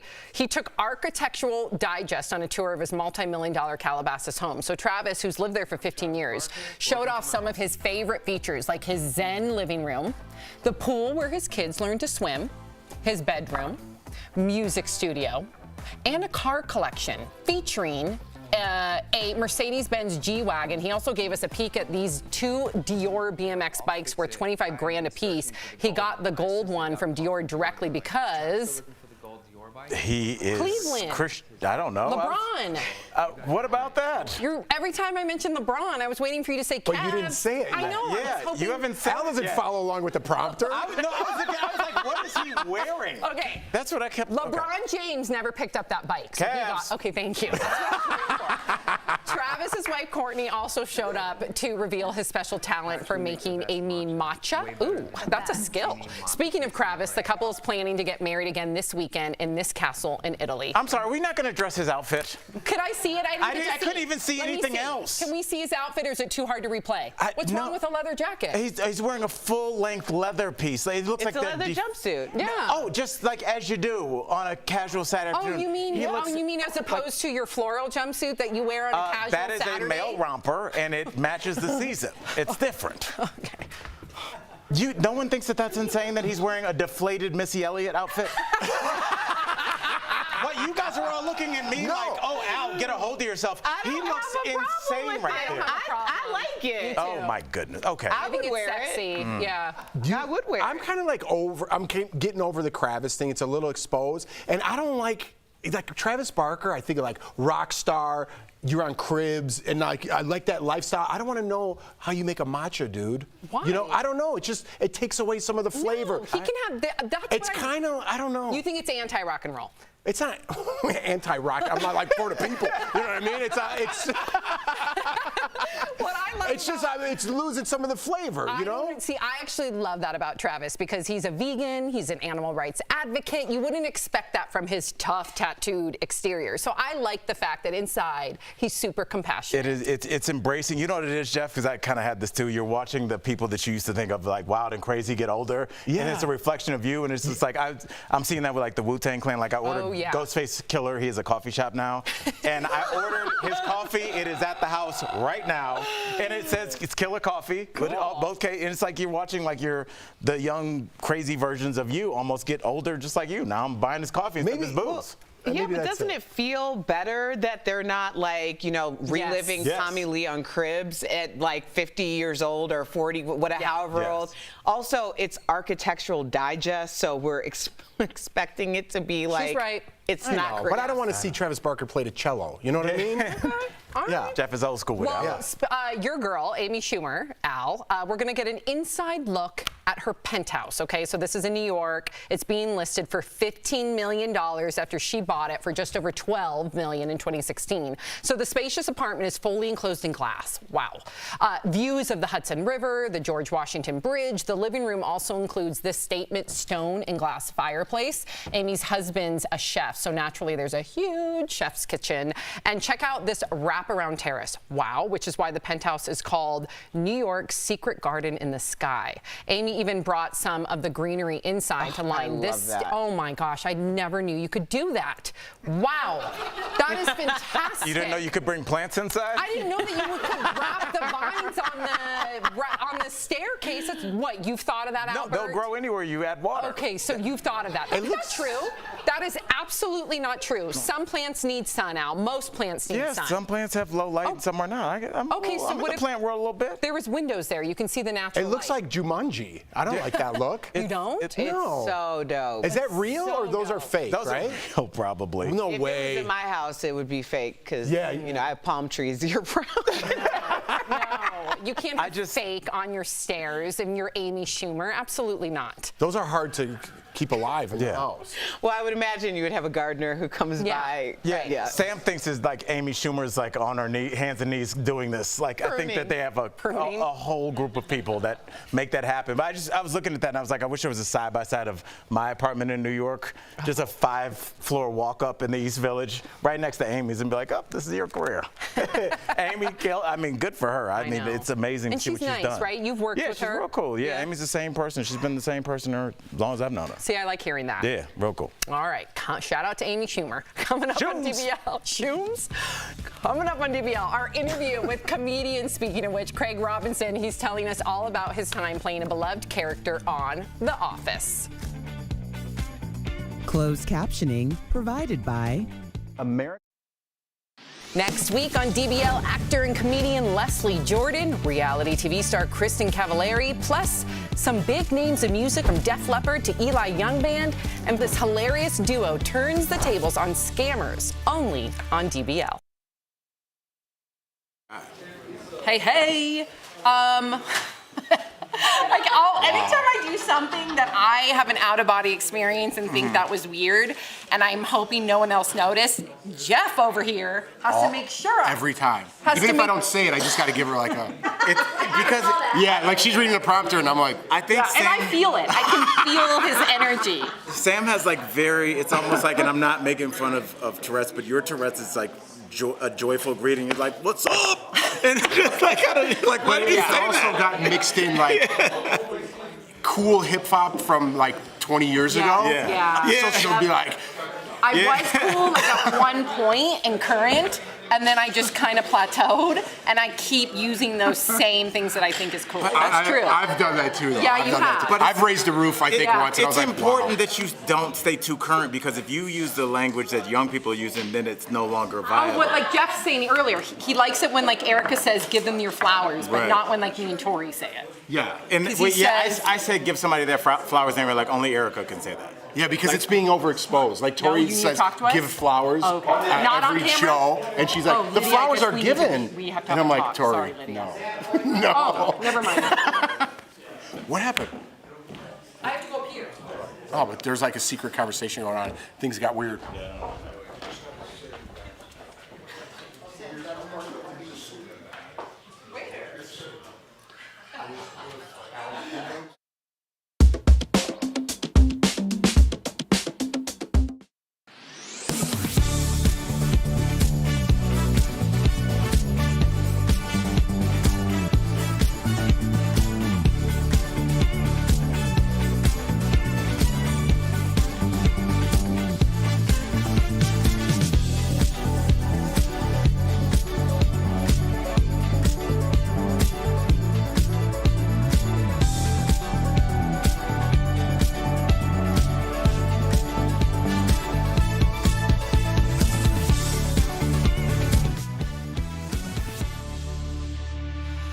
Welcome back. You know our next guest from NBC's Brooklyn Nine-Nine and The Office. Earlier, we caught up with Craig Robinson to chat about his new show, Killing It, where he revealed how he overcame his fear of snakes. Check it out.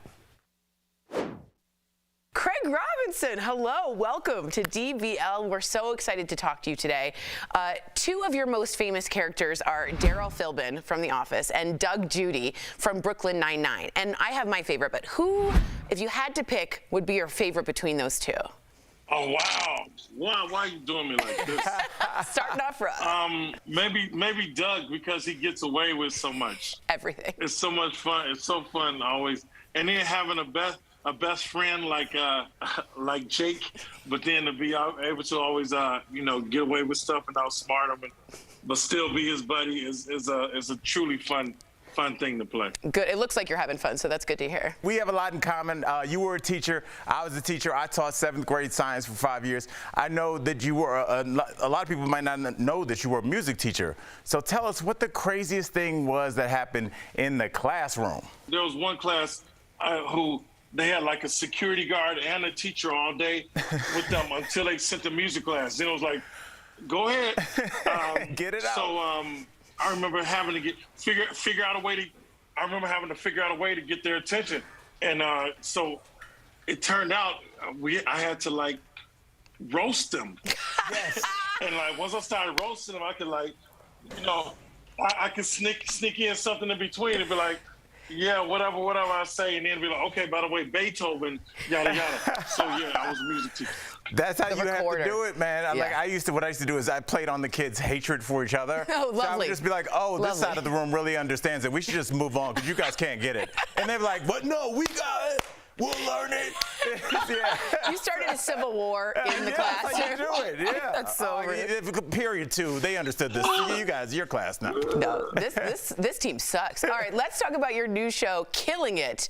What was it like working with the snakes? It's fun for me working with snakes. I used to have a fear of them until I went to Australia several years ago with my band, The Nasty Delicious, thank you.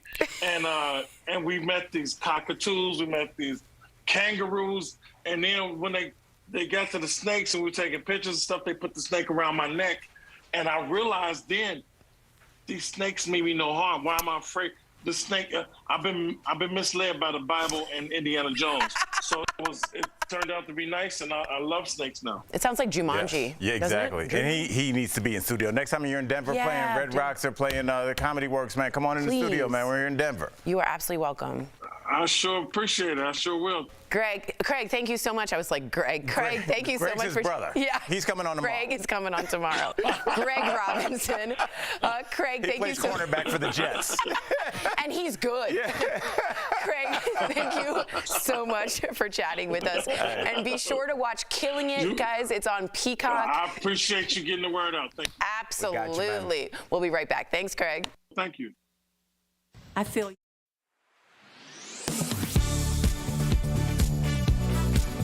Some news headlines suggesting parents can now feed cow's milk to babies that are 6 months or older are leading to some confusion. That's because cow's milk typically isn't recommended for babies until they're 1 year old. So let's verify. Should parents feed cow's milk to babies who are 6 to 12 months old? Our sources are the Centers for Disease Control and Prevention, the American Academy of Pediatrics, and Dr. Stephen Abrams, chair of the American Academy of Pediatrics Committee on Nutrition. The Centers for Disease Control and Prevention and the American Academy of Pediatrics recommend that babies be introduced to cow's milk at 12 months old, but not before then and never as the child's main source of nutrients. That's because cow's milk has too many proteins and minerals for a baby's kidneys to handle, and it just doesn't have enough necessary nutrients, according to the CDC. But during the shortage, Dr. Stephen Abrams says that in a pinch, cow's milk may be an option for children older than 6 months who are usually on regular formula if other alternatives aren't available. He added, quote, "This is not ideal and should not become routine. However, it is a better option than diluting formula or making homemade formula," unquote. He says this does not apply to babies who need specialty formula products for allergies or have other special health needs. So we can verify, no, parents shouldn't feed cow's milk to babies 6 to 12 months old, except in an emergency when other options have been exhausted. And even then, medical experts suggest you consult your pediatrician before giving your child cow's milk. With your Verify, I'm Adiante Till. But then you want to go back 20 years and cancel somebody for what they did? You know, you're out of order. I woke up and said, today is going to be a good day. Yes. At some point, you got to decide for yourself if you're going to stand up for what's wrong or what's right. Like, are we living in Bizarro world? Sorry, I ran out of steam there. I have to just push back on that. I think it's an okay conversation to have. That's what really rubbed me and a lot of people the wrong way. I love this story.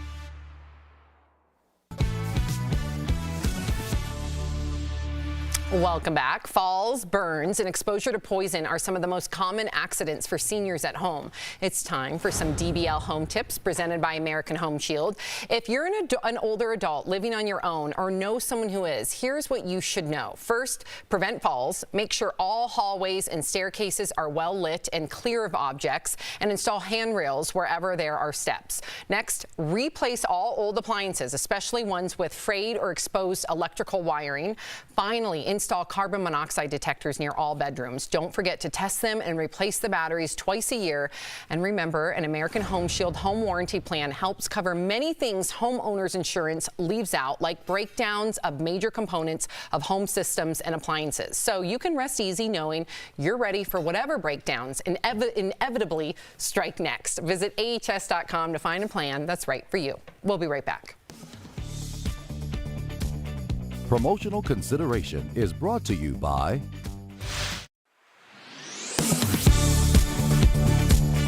The CDC estimates nearly 500,000 Americans get Lyme disease every year. You can get it from tick bites, and although early symptoms are usually pretty mild, such as rashes or fever, if left untreated, it can spread to your heart or nervous system. It's treatable with antibiotics, but there's currently no vaccine on the market. A viral post on Twitter claims there used to be, and that it got taken off the market because of low demand. So let's verify. Did there used to be a vaccine for Lyme disease? Our sources, the CDC, the National Institute of Health, the company that made the shot, GlaxoSmithKline, and academic reviews of the history of the Lyme vaccine. First off, that screenshot from the CDC website you see in the viral tweet, that's legit. The agency confirms the vaccine was available between 1998 and 2002 and was discontinued due to low demand. Reports we found from the company that made the vaccine say the same thing, and the NIH says that sales of the Lyme vaccine dropped dramatically from over 1 million doses to just a few thousand in the span of a few years. So it's true, there used to be a vaccine for Lyme disease, and it was discontinued because of low demand. Clinical trials showed that the shot was about 76% effective against Lyme disease. So why did demand drop so suddenly? Well, there are some anecdotal examples of patients receiving the vaccine and then later showing symptoms of arthritis. Those patients received extensive media attention at the time, and some joined in a class action lawsuit. In response, the FDA conducted new studies, which showed people who received the vaccine were no more likely to develop arthritis symptoms than those who did not. But even with no evidence of causation, the damage was done. Here's how one academic paper described it. Quote, The decline in public tolerance for risk and uncertainty, combined with the relatively low morbidity of Lyme disease, contributed to the inability of the vaccine to find a market niche. The CDC says as of right now, multiple other companies are working to develop a new Lyme vaccine. With your Verify, I'm Casey Decker. Clips from the defamation trial between actors Johnny Depp and Amber Heard have racked up millions of views on social media. The coverage prompted some people to wonder why they can watch every moment of this trial and not others, like the criminal trial of Ghislaine Maxwell, who was convicted of conspiring with Jeffrey Epstein to sexually abuse and traffic children. So, let's verify. Do all courtrooms have the same camera policy? Our sources are the U.S. Code of Laws, the Radio Television Digital News Association, and Fairfax County, Virginia courts. Some state courts have rules that allow judges to decide whether to allow cameras, according to RTDNA. The Depp v. Heard trial is happening in a state court in Virginia where a judge agreed to allow the proceeding to be recorded. That's different from the Maxwell trial. Her case was heard in federal court, and federal courts banned cameras with limited exceptions. Maxwell's case was still open to the public, so people were allowed to sit in and observe what was happening. That included journalists who could take notes and courtroom sketch artists. So, no, all courtrooms do not have the same camera policy. With your Verify, I'm Brandon Lewis. Daily Blast Live is always focused, always ready, always on cue, always timely. This May, don't miss a day. DBL is all new every day. So much happening live next week on DBL, you don't want to miss a day. Emmy award-winning actor and comedian Leslie Jordan will be here live. Well, I was driving down the street. One of them beeped the horn and motion for me to pull over. My iced tea was on the roof of my car. Then reality TV star and entrepreneur Kristen Cavallari takes us back to Laguna Beach. Plus, some big names in music will be stopping by DBL, from Def Leppard to Eli Young Band. And find out how this hilarious duo turns the tables on scammers. All next week, only on DBL. Welcome back. We have one more crazy home to show you. The Real Housewives of Dallas star Tiffany Moon showed off her $3 million closet. Yeah, it's so exclusive that only 2 people can access it with their fingerprint. Tiffany and her security guard take a look. The entire back wall is shoes, and most of that wall is purses. Is Christian Louboutin, a dear friend of mine. Lyme mini Birkin. This little Birkin for me. It's the world's tiniest Birkin, and you cannot put anything in it. Just throwing their wealth in your face, but you know what? Look, I guess, I don't know, I think it's a little embarrassing, but that's too much money. I don't like that. Tiffany. She's a real housewife who's a doctor. I like her. Aren't you? If I had $1 billion, I would not get a Birkin mini bag. I know, what I do just you would put in never. there? I would be. If An my wife did it, Altoid? we'd be in a huge fight. Notice that Erica didn't say anything. She's like, oh. Erica's like, I got one of those mini Birkins. No, I do not. I do not. I don't believe in spending car money for accessories. I don't believe that. But I also don't have a $3 million closet. It's crazy with the fingerprint entry. When you said $3 million, I was like, boo. And then she goes closet, and I was like, oh. I do have a lock on the closet, though. Oh. Yeah, you got to have a lock on your closet. Okay. Before we go, we want to give a big birthday shout out to our supervising producer, Jody Hawkins. Yeah! It is her birthday tomorrow, but we want to make sure, Jody, that you know that you are loved, you are appreciated. Happy birthday, Jody. We hope you have a great weekend. Love you, girl. And a new mama, too. Yeah. That's right. I know. And the best seat in the house. Yeah. You gotta see that? You gotta go through a little maze to get to her. Why do we always camera zoom on people like we're on cheaters? Like, I feel like she wasn't ready. I thought that was inappropriate. Like, she was like, guys, I'm over here. She had her phone. She was like, I'm sorry. Yeah, she was exhausted. You were on fire today. Can I tell you? No. You were extra I had funny. to after man. Erica called me old. I had to get I'll see you Monday, same time, same place. Have a great weekend, everybody. Oh, man.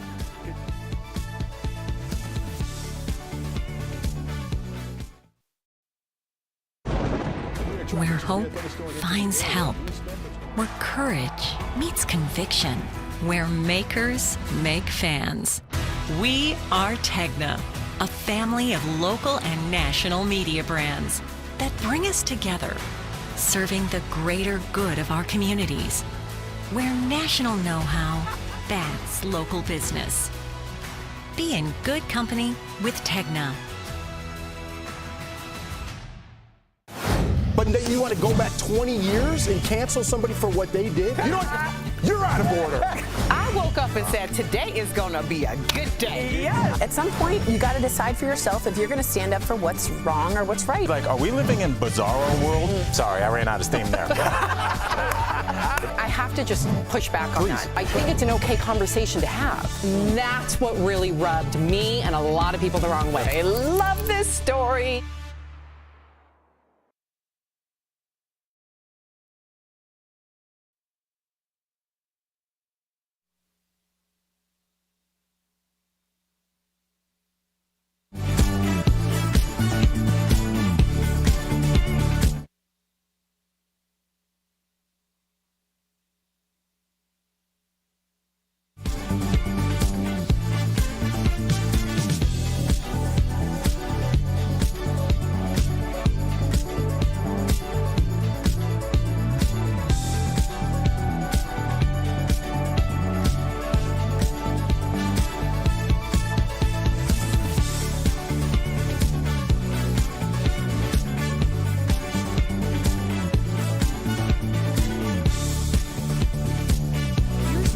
Talking about today on Daily Blast Live.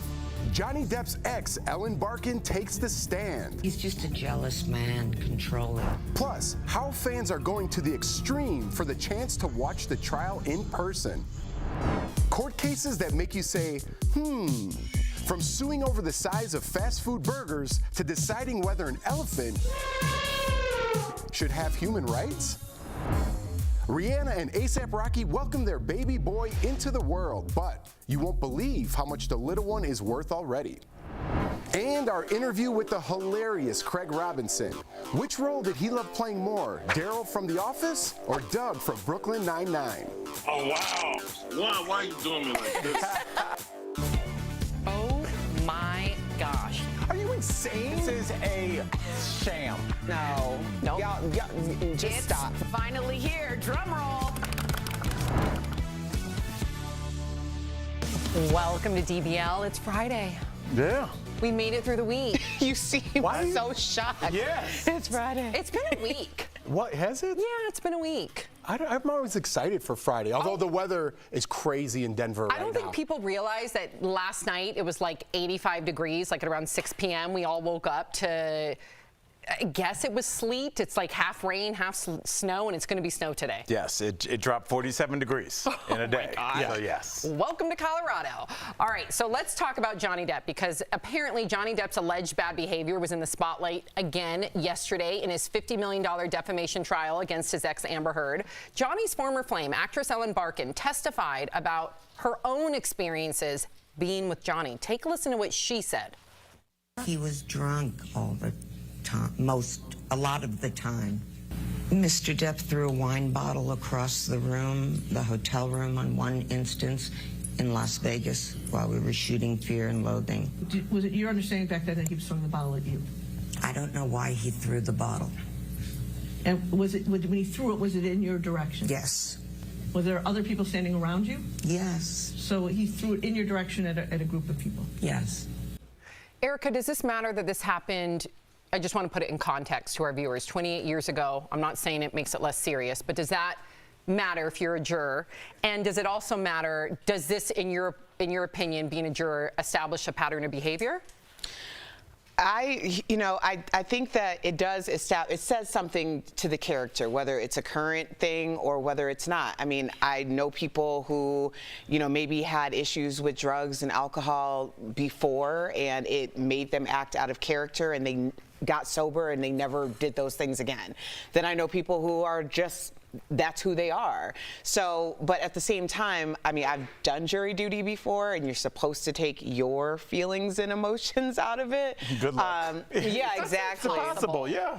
Well, it has to, in some situations, it has to be. Like, I have gone through non-biased training many times because of volunteer roles and stuff like that. So you have to figure out a way to do that and turn it on and off, because clearly, sometimes here, I turn it back on. That's the thing. It's like, that's your job. How do you take your bias out of it? And also, when we start looking at these issues, it's hard enough to go back and look at it just by yourself, but do you want to go back and look at it 30 years later through the eyes of somebody's ex, which you're assuming it probably didn't end that great? I'm assuming we don't know if they were drinking as well. When you start going back decades, society was different, people's relationship dynamic was different, what was accepted by people that were famous was different. I think in 1980, if an A-list celebrity threw a bottle of anything and it hit the wall and told their assistant to get something done, that wasn't that crazy. If it happened today, it would be the next story on DBL. So I think that society expects and demands different things than it did 30 years ago. Not excusing it, it's just hard to go back that far. And for a human being, I mean,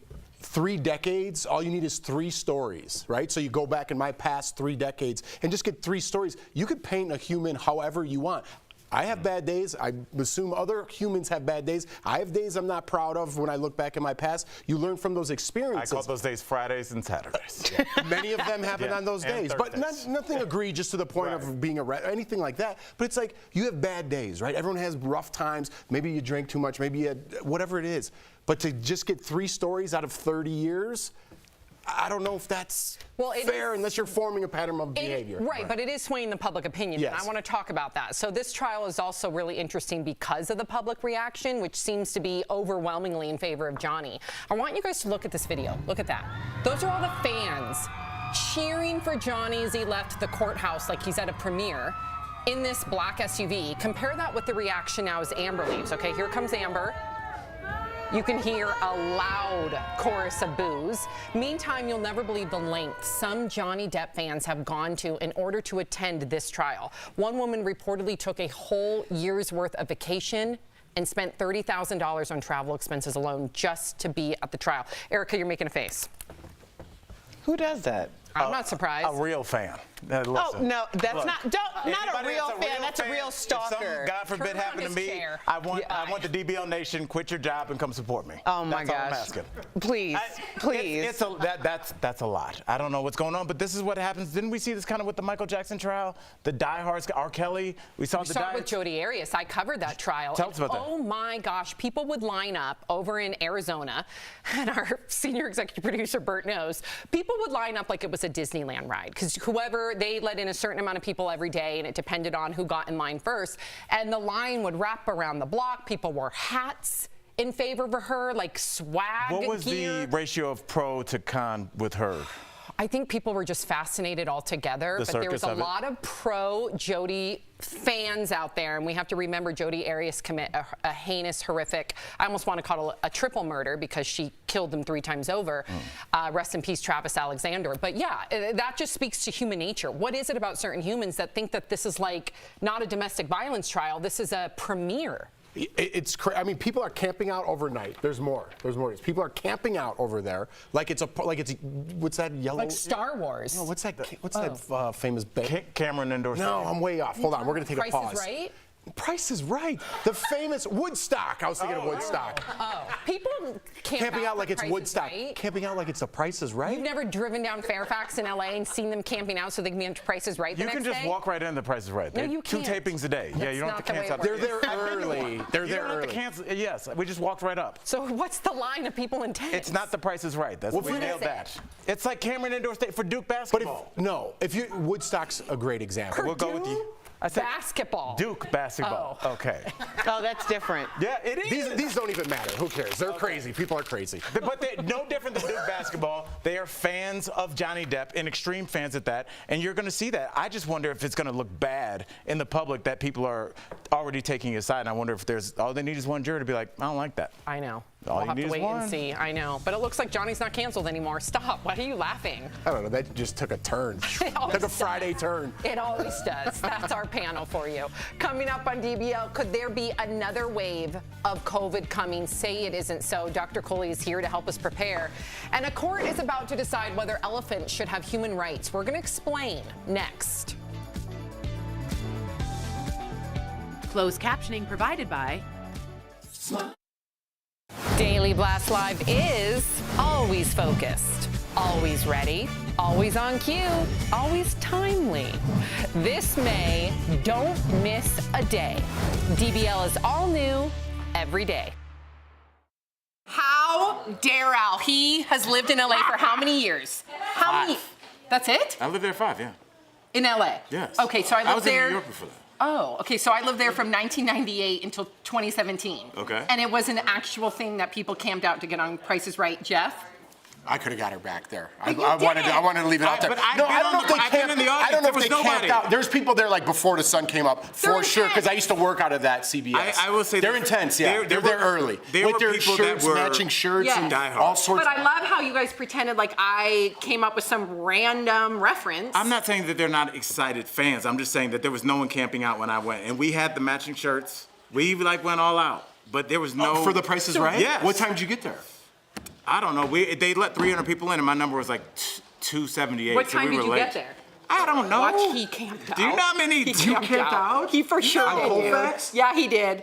I sure could barely get myself on planes to gigs I was getting paid to do. Like, I'm not going to the prices right there. Are you I kidding would me? in a heartbeat. Yes. He's downplaying it, but he had matching T-shirts, so you were excited a little bit. I think I told you a story. My buddy Orlando, he's a comic. He's actually been on the Late Show a couple times performing, but he's from the DR, and he taught himself to speak English watching The Price is Right in the Dominican Republic. Did they pick him? No, but he it was funny. They picked the young woman that's right in front of us. She was like a real bubbly blonde from Canada, and she like had this great personality. And I remember because they give you a little pre-interview, and she was talking, and I saw like a producer, because they talk to you, but there's a person like over there with a clipboard. What did the producer do? And like I saw him writing. She was the first on my dad's life. Man. She was the first person they called. I thought you have to be called if you're in a group of 20. No, they just kind of like they went to the day.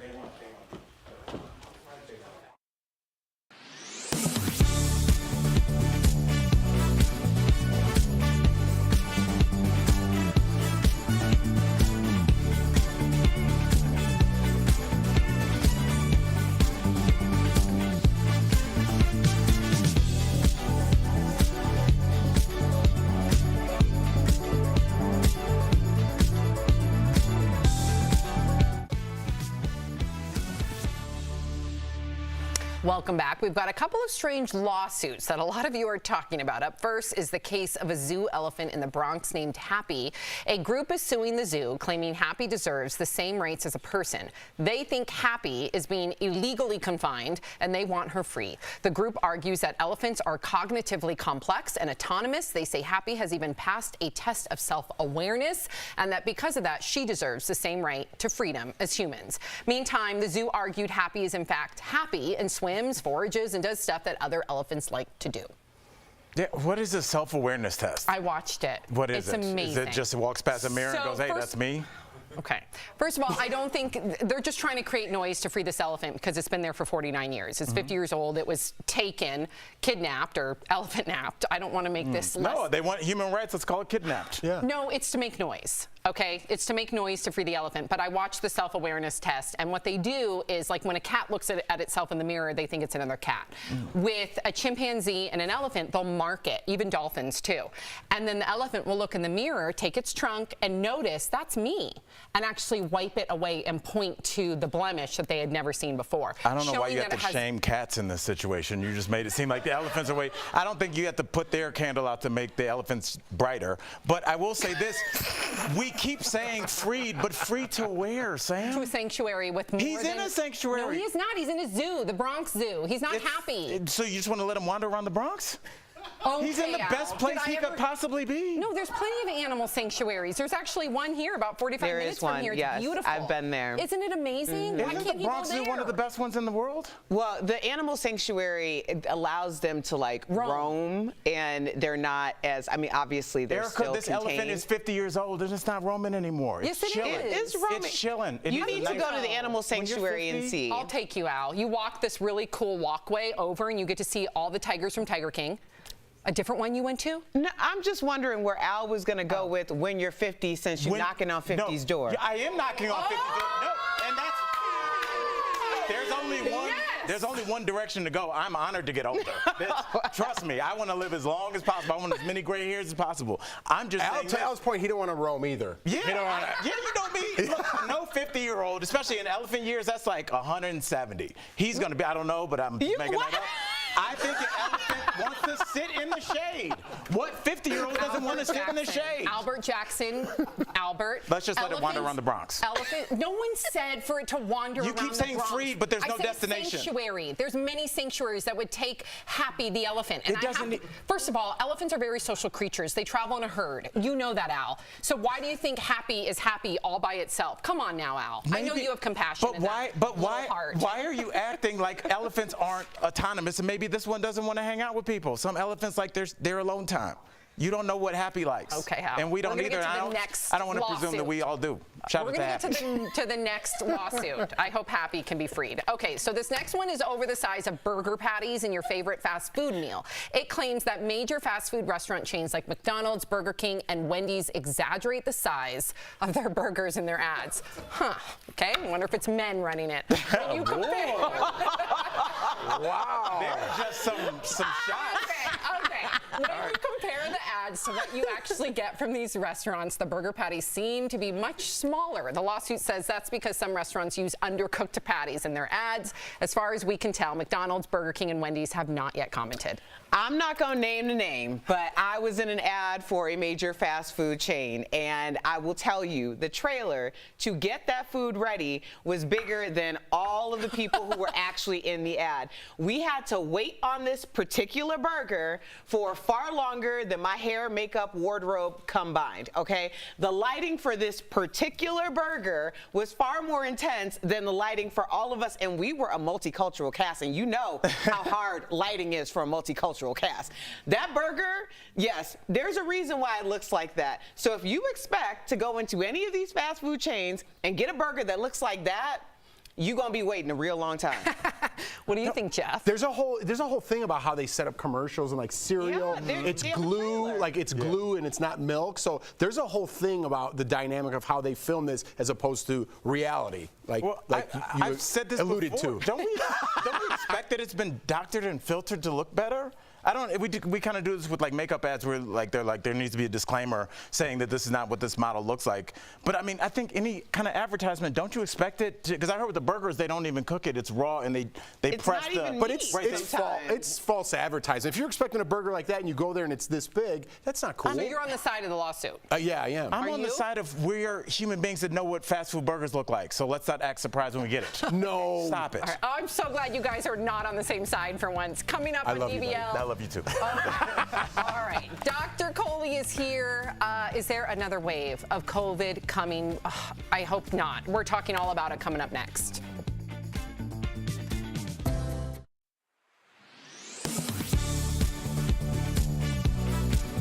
Some news headlines suggesting parents can now feed cow's milk to babies that are 6 months or older are leading to some confusion.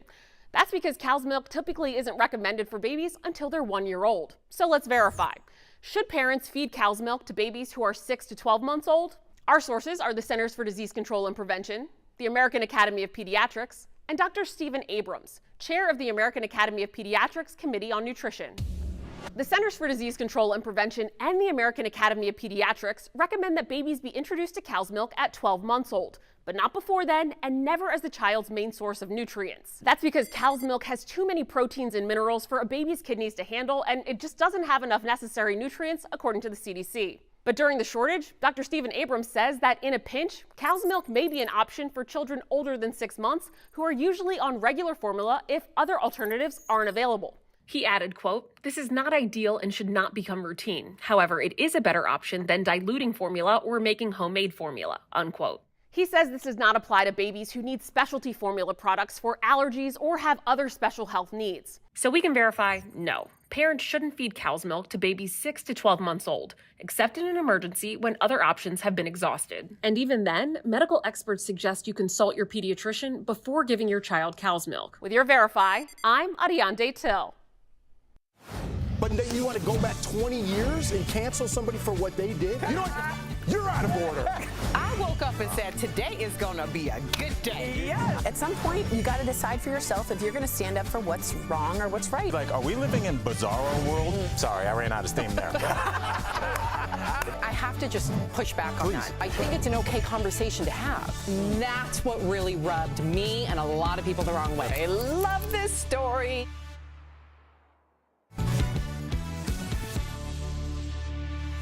Welcome back. Our medical expert, Dr. Pio Coley, is here to answer your questions about the headlines everyone is talking about. So let's get to it. All right, Doc, it feels like the pandemic's over, right? We're not wearing masks anymore, although I did have to wear a mask yesterday because my child swallowed a penny and I had to go to emergency room. What? It's all good, though. It's all good. He'll process it and make change. But I was like, wow, I gotta wear this mask, you know? It's crazy, just for a half hour. I didn't like it. We are vaccinated. Is this new variant or whatever virus should we worry about it? You know, Jeff, it feels like it's over, but it's not over. 100,000 cases a day, and that's not counting the home tests. And we all know people who tested positive at home didn't call anyone and tell them about it. So yes, we're in the midst of a huge number of infections, and those of us that haven't gotten it are very susceptible, but we don't have to worry as much this time as we did before for a number of reasons. One, Omicron is a lot milder. Two, most of us are vaccinated, so that really reduces the severity of the infection. And three, we have those antivirals that are now available. So we have treatment and therapies that are available. So we still have to keep our guard up, but thankfully it doesn't seem as dire as it was before. So what if somebody's saying, like, I'm keeping my guard up, but I think I have symptoms? Like, what should they do? If they're not that bad, but, you know, they still have symptoms, what should they do? It's a great question because symptoms right now could be allergies, could be monkeypox. You know, because that's going around. Oh, I saw that. That looks gnarly. Threw that out. That can be. I've never heard of monkeypox. What has happened? Really? Look at her face. She clearly has never heard of it. She's yes, it's scary. Yes. Let's talk about that in a minute, but I want to answer Al's question first, which is that it could be anything. So if you have symptoms and you test negative on a rapid test, 100% of the time you cannot stop there. You must follow with the PCR test because now that we're vaccinated, our immune system activates before the viral load really goes up. So you could get a false negative on that rapid test. So testing is the first piece. Make sure you get that PCR test, or if you're rapid positive, you can stop there. Tracing is the second piece. Call all your friends that you've seen in the last 5 to 7 days and tell them you have Omicron. No shame about it. Just try to look out for them. And then the third piece is treatment, the third T, which is call your doctor and see if you're eligible for Paxlovid, which is an antiviral therapy that can reduce your chance of getting an infection, getting in the hospital, make you feel better faster. And what was that name again? Paxlovid. And it's made by Pfizer. And you know, in general, we've been reserving it for high-risk people, but Pfizer is currently doing trials looking at it in healthy people because it can reduce the rate of you getting in the hospital by 70% if you're healthy. Wow. All right. Well, Sam kind of brought this up. Monkeypox. I saw it this weekend. Sammy did not. Yeah, I mean, I saw a story on it. We have a viewer right here. Cam from Grand Lake wants to know what those symptoms are. So I'm not the only one that's like, what? Yeah, and how serious is it? It can be really serious. I mean, most of the times it's a moderate illness, but in Africa it can have a mortality rate of 10%. Oh man. Yeah, meaning 1 out of 10 people can die from it. Here in the U.S., the strain that's here seems to have a lower mortality rate, 1%. But it's here. It's here in multiple countries. It's looking and smelling a lot like COVID, right? Because it's a global outbreak. I like it when it smells like Christmas. That's better. Okay. I don't like this. It's a virus that you can catch from person-to-person contact. And for now, we're seeing it mostly in men who have sex with other men, but it's not limited to that demographic because we know that it's spread by respiratory droplets. It looks a lot like COVID in the early stages: fevers, malaise, chills. Oh, here's some footage. Muscle aches, yeah, and then you can get a rash a few days later. Now, what sets it apart from COVID is that you get lymph nodes that are swollen. So if you have lymph nodes, you have a fever, and then eventually you develop a rash, it is really important not to go anywhere, isolate yourself, and call your doctor right away. Wow. And you know, guys, I don't know if you're vaccinated against smallpox. I'm not, because they had eliminated the vaccination by the time I was born. Wow. So we now have a large proportion of the population that is potentially susceptible because this is part of the smallpox virus family. If you get the chickenpox, I hope this isn't a stupid question, is it somehow related where you would have some sort of immunity if you had chickenpox as a kid? Unfortunately, no. Okay. Not really, but smallpox. Okay, so Jeff liked that. You gave me a little. I was ready to tear it down, but I was like, all right. I was hoping the answer would be yes. That's scary. Doc, you started off up here positive, and then you brought it. Yeah, introduce a new one. We love you, Dr. Coley. Okay, if you guys have any questions you would like answered by Dr. Coley, please write to us on social media or at info@dailyblastlive.com. We'll be right back. Thank you, Dr. Coley. Good job, Doc. Thank you. Promotional consideration is brought to you by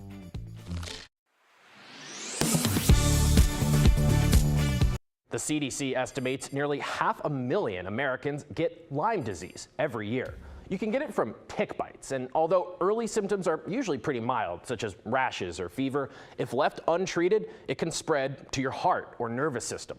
It's treatable with antibiotics, but there's currently no vaccine on the market. A viral post on Twitter claims there used to be, and that it got taken off the market because of low demand. So let's verify. Did there used to be a vaccine for Lyme disease? Our sources, the CDC, the National Institute of Health, the company that made the shot, GlaxoSmithKline, and academic reviews of the history of the Lyme vaccine. First off, that screenshot from the CDC website you see in the viral tweet, that's legit. The agency confirms the vaccine was available between 1998 and 2002 and was discontinued due to low demand. Reports we found from the company that made the vaccine say the same thing, and the NIH says that sales of the Lyme vaccine dropped dramatically from over 1 million doses to just a few thousand in the span of a few years. So it's true, there used to be a vaccine for Lyme disease, and it was discontinued because of low demand. Clinical trials showed that the shot was about 76% effective against Lyme disease. So why did demand drop so suddenly? Well, there are some anecdotal examples of patients receiving the vaccine and then later showing symptoms of arthritis. Those patients received extensive media attention at the time, and some joined in a class action lawsuit. In response, the FDA conducted new studies, which showed people who received the vaccine were no more likely to develop arthritis symptoms than those who did not. But even with no evidence of causation, the damage was done. Here's how one academic paper described it. Quote, "The decline in public tolerance for risk and uncertainty, combined with the relatively low morbidity of Lyme disease, contributed to the inability of the vaccine to find a market niche." The CDC says as of right now, multiple other companies are working to develop a new Lyme vaccine. With your Verify, I'm Casey Decker. Clips from the defamation trial between actors Johnny Depp and Amber Heard have racked up millions of views on social media. The coverage prompted some people to wonder why they can watch every moment of this trial and not others, like the criminal trial of Ghislaine Maxwell, who was convicted of conspiring with Jeffrey Epstein to sexually abuse and traffic children. So, let's verify. Do all courtrooms have the same camera policy? Our sources are the U.S. Code of Laws, the Radio Television Digital News Association, and Fairfax County, Virginia courts. Some state courts have rules that allow judges to decide whether to allow cameras, according to RTDNA. The Depp v. Heard trial is happening in a state court in Virginia where a judge agreed to allow the proceeding to be recorded. That's different from the Maxwell trial. Her case was heard in federal court, and federal courts banned cameras with limited exceptions. Maxwell's case was still open to the public, so people were allowed to sit in and observe what was happening. That included journalists who could take notes and courtroom sketch artists. So, no, all courtrooms do not have the same camera policy. With your Verify, I'm Brandon Lewis. Daily Blast Live is always focused, always ready, always on cue, always timely. This May, don't miss a day. DBL is all new every.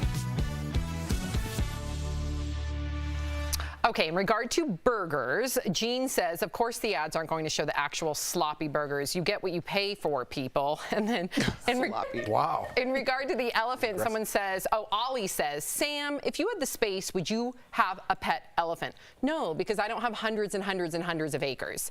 You can't just have like a backyard or even 1 acre for an elephant. But you could have the Bronx Zoo.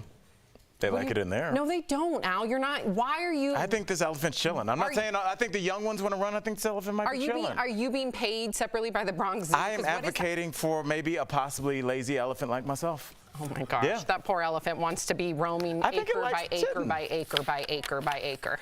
It's a lot of acres. It's a lot of acres. That's a lot of acres. All right, if you're leaving us, you can watch the second half of the show online. Watch on YouTube, dailyblastlive.com, or our DBL mobile app. But if you get the second half of the show where you are, here is what's ahead. Did James Corden start up the great celebrity bathing debate again? Why some are shocked by how much time he revealed he spends in the shower. Plus, Rihanna and A$AP Rocky's baby already has it made. You won't believe their little boy's net worth at only a few days old.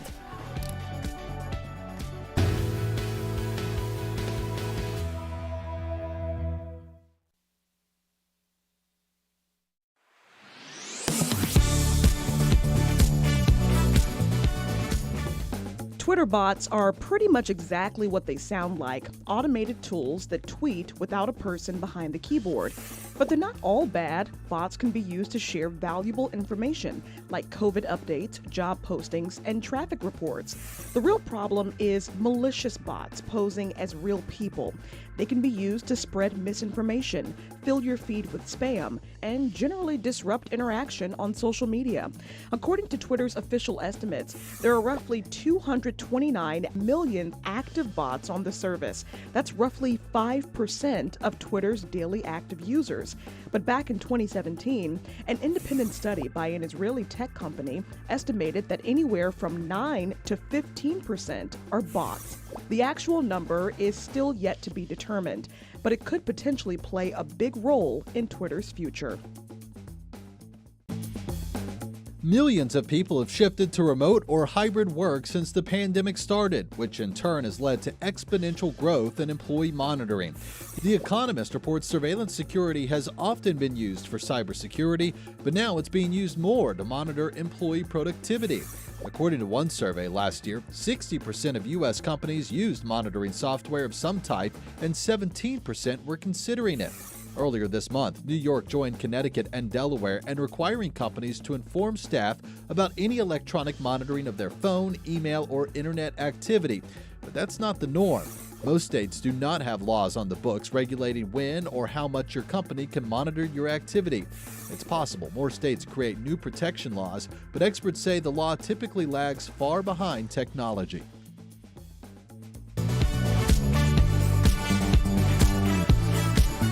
This is Daily Blast Live. We're talking about what you're talking about. Oh my gosh. Are you insane? This is a sham. No. Y'all just stop. Finally here. Drum roll. Welcome to DBL. We got to start by giving a big old congrats to Rihanna, who reportedly gave birth to a baby boy. It's her first child with rapper A$AP Rocky. According to a number of outlets, she gave birth last week. Riri's billionaire status, by the way, combined with A$AP's earnings, means the baby now has a net worth. Are you ready for this? $1.5 billion. According to Forbes, Kim and Kanye's 4 kids will get a slice of their $3.8 billion fortune. $2 billion from Kanye, $1.8 billion from Kim, and Beyonce and Jay-Z have a combined $1.8 billion to split with their 3 kids. What do you think about being rich coming from the womb, Erica? Well, I don't know about other people's households, but I was always told that whatever my parents had was theirs, not ours. So I don't know if that's going to be the same philosophy, but I don't know. I obviously don't come from like a tremendous amount of money or means like that. But I always like look at some of my friends who did, because I think there's sometimes, not all the time, but I think that people need to have a purpose. Like you have to feel like there's something that you make go, if that makes sense.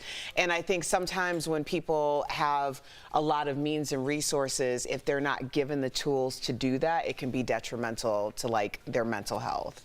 Yeah, we're talking about a different planet, billions and billions. I mean, like literally a different world. It is a different world. And so how do you take that world away from your kids, right? Jay-Z came up from Marcy Projects, right? The bottom, and built this empire. Even if he teaches his kids the same thing that he learned along the way and teaches them, and I'm not disparaging Jay-Z, I'm kind of putting myself in there. Why would I do that? I have no money at all. But what I'm saying is that even if you have your best intentions of listen, you got to fail, you got to do this, people are going to get on you. They live in this other bubble. They live in this other planet. It's going to be hard for them to instill that into their children just because of the world they live in. Yeah, I mean, and it's weird, Jeff, as you were talking, I was listening to what you and Erica said. I'm like, maybe you don't want to instill that in them. We're talking about values that are germane to our life. Like, we're regular folks and we kind of interact like that. But let's be honest, Sam, they're going to be living in a different world. They're not going to be in general admission partying it up with us in some nightclub. They're going to be in a different world. So maybe the skill set that we're like, well, how are they going to learn that? Maybe that doesn't work for the world that they're going to be in. So maybe they need to have their own thing. Like, look, we're billionaire kids. We hang out with other billionaire kids. No. Sam, look, I'm just telling you how human beings are going to roll, but talk to me. No, I get it. I do think what you you said is important, that they're going to have to develop a different skill set for their own world, Right. because they are immersed in that world, right? But I also think, to the point of Jay-Z and Beyonce, they were very cognizant when they put their children in school. There's a school in Los Angeles that is private, yes, but it's very grounded, and they make sure that they bring in people from all different walks of socioeconomic life. And for Beyonce and Jay-Z to have that wherewithal to say, I want to make sure that my child sees things from all walks of life, I think that's the difference. Of course, you can help set them up, you can do things, but you also don't want to Erica's point, debilitate them where they don't have any hustle, Right. where they don't have any respect for somebody that is coming up from the ground up. So I think there's a way to do it, and I think Beyonce and Jay-Z are definitely doing it the best they can. I think a really great explanation from people who are actually in it and making those decisions was last year. Will Smith and Kevin Hart did this Father's Day roundtable, and they had a discussion about like instilling the values of their kid, or their values into their kids, but then recognizing that they didn't come up the same. So it's a really great discussion, and I hope they replay it for this Father's Day, or just look it up because it's the internet. It's that easy. Okay, I can't believe this. We're having the conversation again because James Corden has reignited the great celebrity bathing debate. We've talked about this so many times. So he said while Americans spend 10 minutes on average in the shower on his show, he said that he's in and out within 3 minutes, mainly because he skips shampoo. Watch. I'm trying to think what I do in there for 10 minutes. But you pride yourself on not using soap or shampoo. No, I use soap. I don't wash my hair. Wash his hair. I don't wash my hair. I wash it about every 2 months. Yeah. That's a true story. That's true. Yeah. No, that's not cool. You guys are dirty. Wow. Erica's face. What, Erica? Y'all need to bathe. Like, if you're not bathing, you need to bathe, okay? You need to get in there. There are some crevices that need to be attended to. It's not okay just to, like, step in and let water run all through. You get those lint ball or those dirt balls. There's a lot going on there. We need to be very, very, like, we need to have hygiene, okay? We need to have good hygiene. Not dirt balls. Some of y'all know Listen, what I'm talking about. I didn't know, like, you're not supposed to wash your hair every day. You know what I mean? And then how do you not wash your hair if you went to a workout or something, right? Because it's sweat. I don't even know what that is. Little dry shampoo. I was like, girl, that's champagne. Yeah. Don't think I'm gonna let you get away with that. Can I just make the argument for the other side? I'm a crazy, I shower maybe too much, 2-3 times a day, but some people do like to be a little bit more musky. That is a thing. I mean, some people like more like patchouli, outdoorsy. Look, you can make it's not my thing. Some people like that, so maybe it's just like pheromones. Is that what you're saying? I think so. Like some people don't. They kind of have that natural. I don't know. I don't like that. How long do you shower? I'm out in 5 minutes. Same. Erica's with most days. I'm a 20-minute shower person. I like 20 minutes? Yeah, Yes. Erica has drank. Can I say this? Because I think you've said it on the show. Yeah. Erica's had a glass of red wine in her shower. Yeah. Okay. I had generally not red wine though, because then it'll get all messed up. I'll have a mimosa. Okay. In the shower. Wait, Erica, are you pairing wines with your showers? Yeah. I hope you know how much you've made it in life. You're like, a good shower goes with an afternoon shower. I'm actually envious of Erica's routine. Well, first of all, I just want to throw this out here. Please, if you're going to do that, get an actual shower wine glass, okay? Don't bring your regular wine glass in because that is not safe. What's a shower wine glass? It's a plastic wine glass. Does it kind of have a top so, like, dirt balls don't get in there? You can get a hook where you put it up on there, and then you hook. Speaking of different life, right? That's my drinking hook. You don't have kids, y'all. Okay, this is what you do when you don't got kids. Everybody needs to take a page from Erica Cobb's book. Let me just say Yes. that. Okay, so some celebrity homes are in the spotlight. First, you guys have to see Travis Barker's, okay? He took Architectural Digest on a tour of his multi-million-dollar Calabasas home. So Travis, who's lived there for 15 years, showed off some of his favorite features, like his Zen living room, the pool where his kids learn to swim, his bedroom, music studio, and a car collection featuring a Mercedes-Benz G-Wagon. He also gave us a peek at these 2 Dior BMX bikes worth $25 grand a piece. He got the gold one from Dior directly because He is. Cleveland. I don't know. LeBron. What about that? Every time I mentioned LeBron, I was waiting for you to say Cavs. But you didn't say it. I know. Yeah, you haven't said Al it doesn't yet. follow along with the prompter. I was like, what is he wearing? Okay. That's what I kept. LeBron James never picked up that bike. So Cavs. okay, thank you.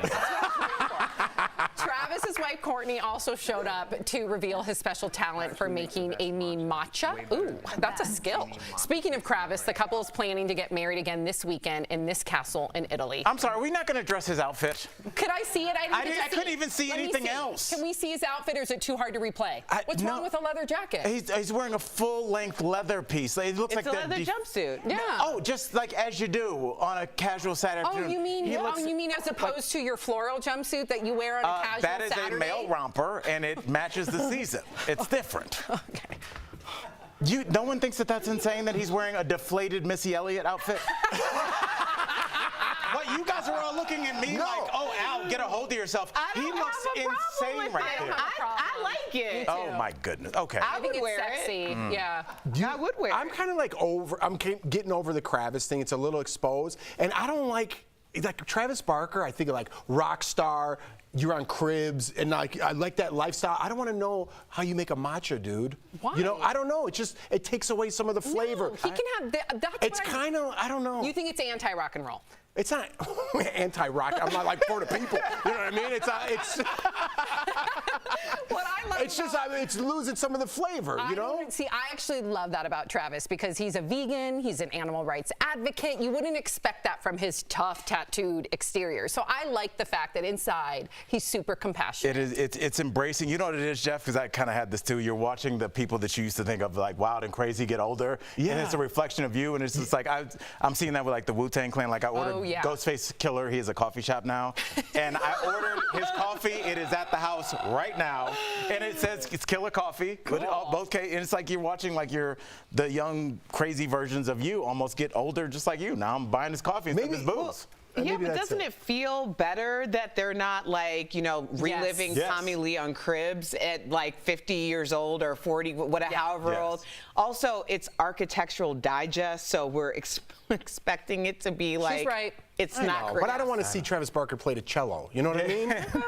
Yeah, Jeff is old school with that. Your girl, Amy Schumer, Al, we're going to get an inside look at her penthouse, okay? So this is in New York. It's being listed for $15 million after she bought it for just over $12 million in 2016. So the spacious apartment is fully enclosed in glass. Wow. Views of the Hudson River, the George Washington Bridge. The living room also includes this statement stone and glass fireplace. Amy's husband's a chef, so naturally there's a huge chef's kitchen. And check out this wraparound terrace. Wow, which is why the penthouse is called New York's Secret Garden in the Sky. Amy even brought some of the greenery inside to line this. Oh my gosh, I never knew you could do that. Wow, that is fantastic. You didn't know you could bring plants inside? I didn't know that you could wrap the vines on the staircase. That's what, you've thought of that, Albert? No, they'll grow anywhere you add water. Okay, so you've thought of that. That's not true. That is absolutely not true. Some plants need sun, Al. Most plants need sun. Yes, some plants have low light and some are not. I'm in the plant world a little bit. There was windows there. You can see the natural It looks like Jumanji. I don't like that look. You don't? It's so dope. Is that real or those are fake, right? Are real, probably. No if way. If it was in my house, it would be fake because, I have palm trees year-round. No, you can't have fake on your stairs and you're Amy Schumer. Absolutely not. Those are hard to keep alive in your house. Well, I would imagine you would have a gardener who comes by. Yeah. Sam thinks it's like Amy Schumer's like on her hands and knees doing this. Like I think that they have a whole group of people that make that happen. But I was looking at that and I was like, I wish there was a side by side of my apartment in New York, just a 5-floor walk up in the East Village, right next to Amy's, and be like, oh, this is your career. Amy, good for her. I mean, it's amazing to see what she's done. And she's nice, right? You've worked with her. Yeah, she's real cool. Yeah, Amy's the same person. She's been the same person as long as I've known her. See, I like hearing that. Yeah, real cool. All right, shout out to Amy Schumer. Coming up on DBL. Shooms? Coming up on DBL, our interview with comedian, speaking of which, Craig Robinson. He's telling us all about his time playing a beloved character on The Office. Closed captioning provided by American. Next week on DBL, actor and comedian Leslie Jordan, reality TV star Kristen Cavallari, plus some big names in music from Def Leppard to Eli Young Band, and this hilarious duo turns the tables on scammers only on DBL. Hey. Anytime I do something that I have an out-of-body experience and think that was weird, and I'm hoping no one else noticed, Jeff over here has to make sure. Every time. Even if I don't say it, I just got to give her like a. Yeah, like she's reading the prompter, and I'm like, I think and I feel it. I can feel his energy. Sam has like it's almost like, and I'm not making fun of Tourette's, but your Tourette's is like a joyful greeting. You're like, what's up? And just like, why did you say I also that? got mixed in like cool hip hop from like 20 years ago. Yeah. So she'll be like, I was cool like at one point and current, and then I just kind of plateaued, and I keep using those same things that I think is cool. That's true. I've done that too, though. Yeah, I've you done have. That too. But I've raised the roof, I think, once, and I was like, It's important that you don't stay too current, because if you use the language that young people are using, then it's no longer viable. What like Jeff saying earlier, he likes it when like Erica says, "Give them your flowers," but Right. not when like me and Tori say it. Yeah, and he says- I said give somebody their flowers, and they were like, only Erica can say that. Yeah, because it's being overexposed. Like No, Tori you need to says, talk to us? give flowers Okay. at Not on every camera? show, and she's like, Oh, the Lydia, I flowers guess are we need to- given. we have to And have I'm a like, talk. Tori, Sorry, Lydia. no. Oh, never mind. What happened? I have to go up here. Oh, but there's like a secret conversation going on. Things got weird.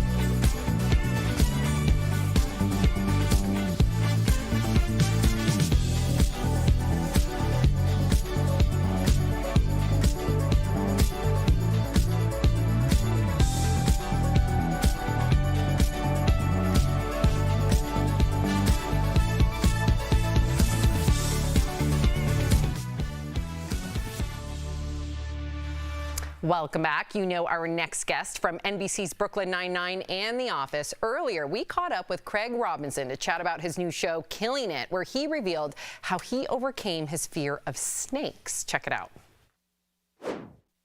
Craig Robinson, hello, welcome to DBL. We're so excited to talk to you today. Two of your most famous characters are Daryl Philbin from The Office and Doug Judy from Brooklyn Nine-Nine. And I have my favorite, but who, if you had to pick, would be your favorite between those two? Oh, wow. Why are you doing me like this? Starting off rough. Maybe Doug, because he gets away with so much. Everything. It's so much fun. It's so fun always.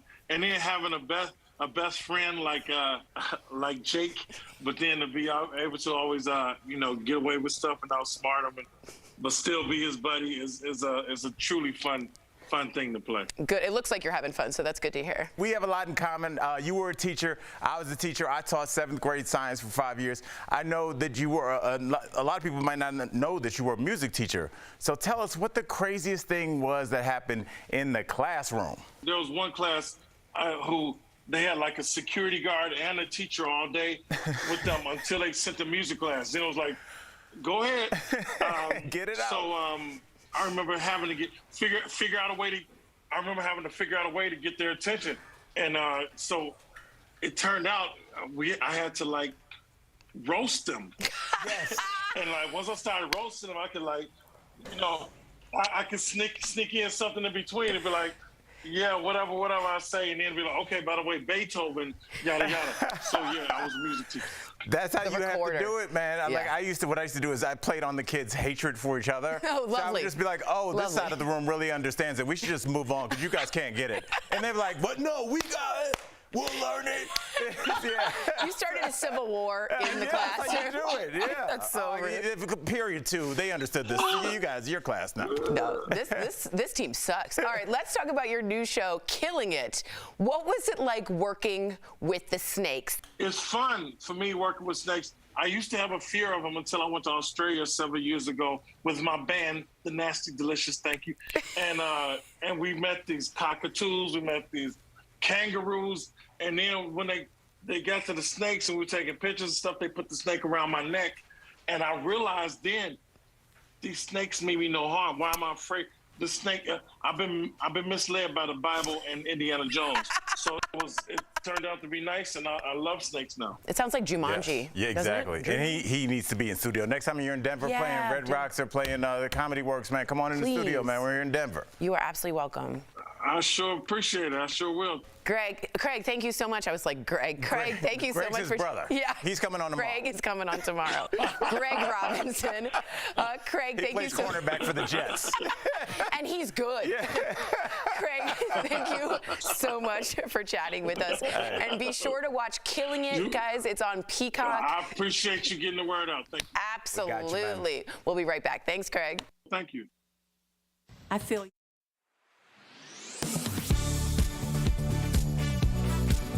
Some news headlines suggesting parents can now feed cow's milk to babies that are 6 months or older are leading to some confusion. That's because cow's milk typically isn't recommended for babies until they're 1 year old. So let's verify. Should parents feed cow's milk to babies who are 6 to 12 months old? Our sources are the Centers for Disease Control and Prevention, the American Academy of Pediatrics, and Dr. Stephen Abrams, chair of the American Academy of Pediatrics Committee on Nutrition.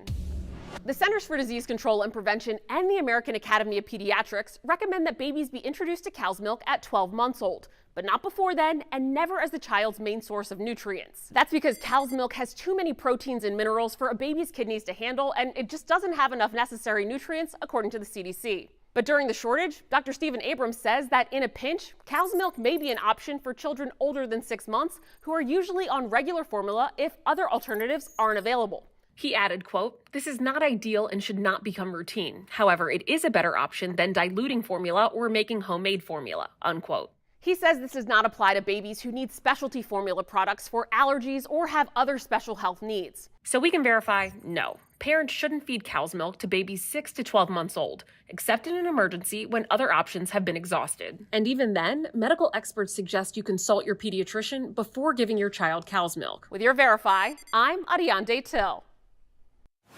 But you want to go back 20 years and cancel somebody for what they did? You know what? You're out of order. I woke up and said, today is going to be a good day. Yes. At some point, you got to decide for yourself if you're going to stand up for what's wrong or what's right. Like, are we living in Bizarro world? Sorry, I ran out of steam there.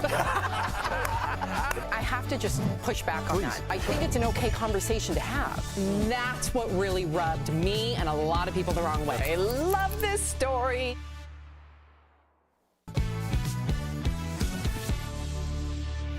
Welcome back. Falls, burns, and exposure to poison are some of the most common accidents for seniors at home. It's time for some DBL Home tips presented by American Home Shield. If you're an older adult living on your own or know someone who is, here's what you should know. First, prevent falls. Make sure all hallways and staircases are well lit and clear of objects, and install handrails wherever there are steps. Next, replace all old appliances, especially ones with frayed or exposed electrical wiring. Finally, install carbon monoxide detectors near all bedrooms. Don't forget to test them and replace the batteries twice a year. And remember, an American Home Shield home warranty plan helps cover many things homeowners insurance leaves out, like breakdowns of major components of home systems and appliances. So you can rest easy knowing you're ready for whatever breakdowns inevitably strike next. Visit ahs.com to find a plan that's right for you. We'll be right back. Promotional consideration is brought to you by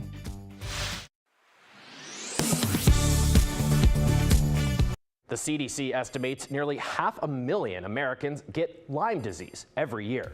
You can get it from tick bites, and although early symptoms are usually pretty mild, such as rashes or fever, if left untreated, it can spread to your heart or nervous system. It's treatable with antibiotics, but there's currently no vaccine on the market. A viral post on Twitter claims there used to be, and that it got taken off the market because of low demand. So let's verify. Did there used to be a vaccine for Lyme disease? Our sources, the CDC, the National Institute of Health, the company that made the shot, GlaxoSmithKline, and academic reviews of the history of the Lyme vaccine. First off, that screenshot from the CDC website you see in the viral tweet, that's legit. The agency confirms the vaccine was available between 1998 and 2002 and was discontinued due to low demand. Reports we found from the company that made the vaccine say the same thing, and the NIH says that sales of the Lyme vaccine dropped dramatically from over 1 million doses to just a few thousand in the span of a few years. So it's true, there used to be a vaccine for Lyme disease, and it was discontinued because of low demand. Clinical trials showed that the shot was about 76% effective against Lyme disease. So why did demand drop so suddenly? Well, there are some anecdotal examples of patients receiving the vaccine and then later showing symptoms of arthritis. Those patients received extensive media attention at the time, and some joined in a class action lawsuit. In response, the FDA conducted new studies, which showed people who received the vaccine were no more likely to develop arthritis symptoms than those who did not. But even with no evidence of causation, the damage was done. Here's how one academic paper described it. Quote, "The decline in public tolerance for risk and uncertainty, combined with the relatively low morbidity of Lyme disease, contributed to the inability of the vaccine to find a market niche." The CDC says as of right now, multiple other companies are working to develop a new Lyme vaccine. With your Verify, I'm Casey Decker. Clips from the defamation trial between actors Johnny Depp and Amber Heard have racked up millions of views on social media. The coverage prompted some people to wonder why they can watch every moment of this trial and not others, like the criminal trial of Ghislaine Maxwell, who was convicted of conspiring with Jeffrey Epstein to sexually abuse and traffic children. So, let's verify. Do all courtrooms have the same camera policy? Our sources are the U.S. Code of Laws, the Radio Television Digital News Association, and Fairfax County, Virginia courts. Some state courts have rules that allow judges to decide whether to allow cameras, according to RTDNA. The Depp v. Heard trial is happening in a state court in Virginia where a judge agreed to allow the proceeding to be recorded. That's different from the Maxwell trial. Her case was heard in federal court, and federal courts banned cameras with limited exceptions. Maxwell's case was still open to the public, so people were allowed to sit in and observe what was happening. That included journalists who could take notes and courtroom sketch artists. So, no, all courtrooms do not have the same camera policy. With your Verify, I'm Brandon Lewis. Daily Blast Live is always focused, always ready, always on cue, always timely. This May, don't miss a day. DBL is all new every day. So much happening live next week on DBL, you don't want to miss a day. Emmy Award-winning actor and comedian Leslie Jordan will be here live. Well, I was driving down the street. One of them beeped the horn and motioned for me to pull over. My iced tea was on the roof of my car. Then reality TV star and entrepreneur Kristen Cavallari takes us back to Laguna Beach. Plus, some big names in music will be stopping by DBL, from Def Leppard to Eli Young Band. And find out how this hilarious duo turns the tables on scammers. All next week, only on DBL. Welcome back. We have one more crazy home to show you. The Real Housewives of Dallas star Tiffany Moon showed off her $3 million closet. Yeah, it's so exclusive that only 2 people can access it with their fingerprint. Tiffany and her security guard take a look. The entire back wall is shoes, and most of that wall is purses. Is Christian Louboutin, a dear friend of mine. Lyme mini Birkin. This little Birkin for me. It's the world's tiniest Birkin, and you cannot put anything in it. Just throwing their wealth in your face, but you know what? Look, I guess, I don't know, I think it's a little embarrassing, but that's too much money. I like Tiffany. She's a real housewife who's a doctor. Aren't you? I like her. Aren't you? If I had $1 billion, I would not get a Birkin mini bag. I know, what I do just you would put in never. there? I would be, if An my wife did it, Altoid? we'd be in a huge fight. Notice that Erica didn't say anything. She's like, oh. Erica's like, I got one of those mini Birkins. No, I do not. I do not. I don't believe in spending car money for accessories. I don't believe that. But I also don't have a $3 million closet.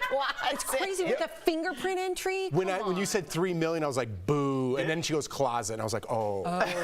I do have a lock on the closet, though. Oh. Yeah, you got to have a lock on your closet. Okay, before we go, we want to give a big birthday shout out to our supervising producer, Jody Hawkins. Yeah! It is her birthday tomorrow, but we want to make sure, Jody, that you know that you are loved, you are appreciated. appreciated. Happy birthday, Jody. We hope you have a great weekend. Love you, girl. And a new mama, too. Yeah. That's right. I know. And the best seat in the house. Yeah. You gotta see that? You gotta go through a little maze to get to her. Why do we always camera zoom on people like we're on cheaters? Like, I feel like she wasn't ready. I thought that was inappropriate. Like, she was like, guys, I'm over here. She had her phone. She was like, I'm sorry. Yeah, she was exhausted. You were on fire today. Can I tell you? No. You were extra I had funny, to after man. Erica called me old. I had to get I'll see you Monday, same time, same place. Have a great weekend, everybody. Oh, man.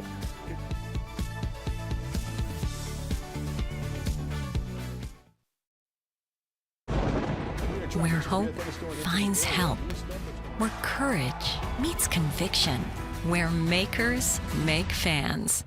We are Tegna, a family of local and national media brands that bring us together, serving the greater good of our communities.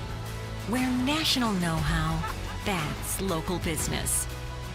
Be in good company with Tegna.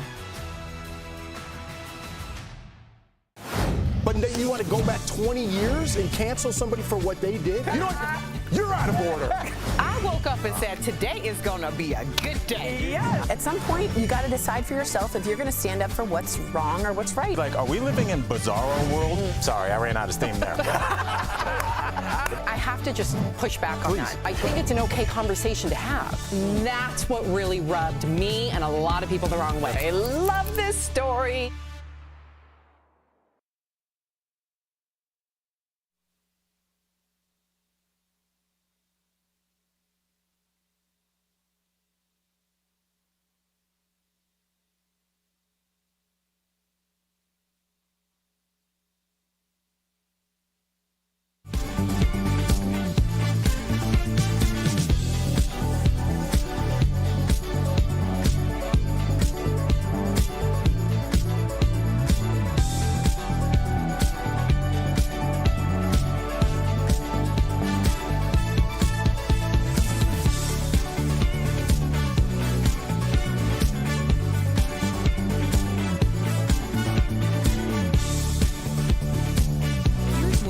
Talking about today on Daily Blast Live.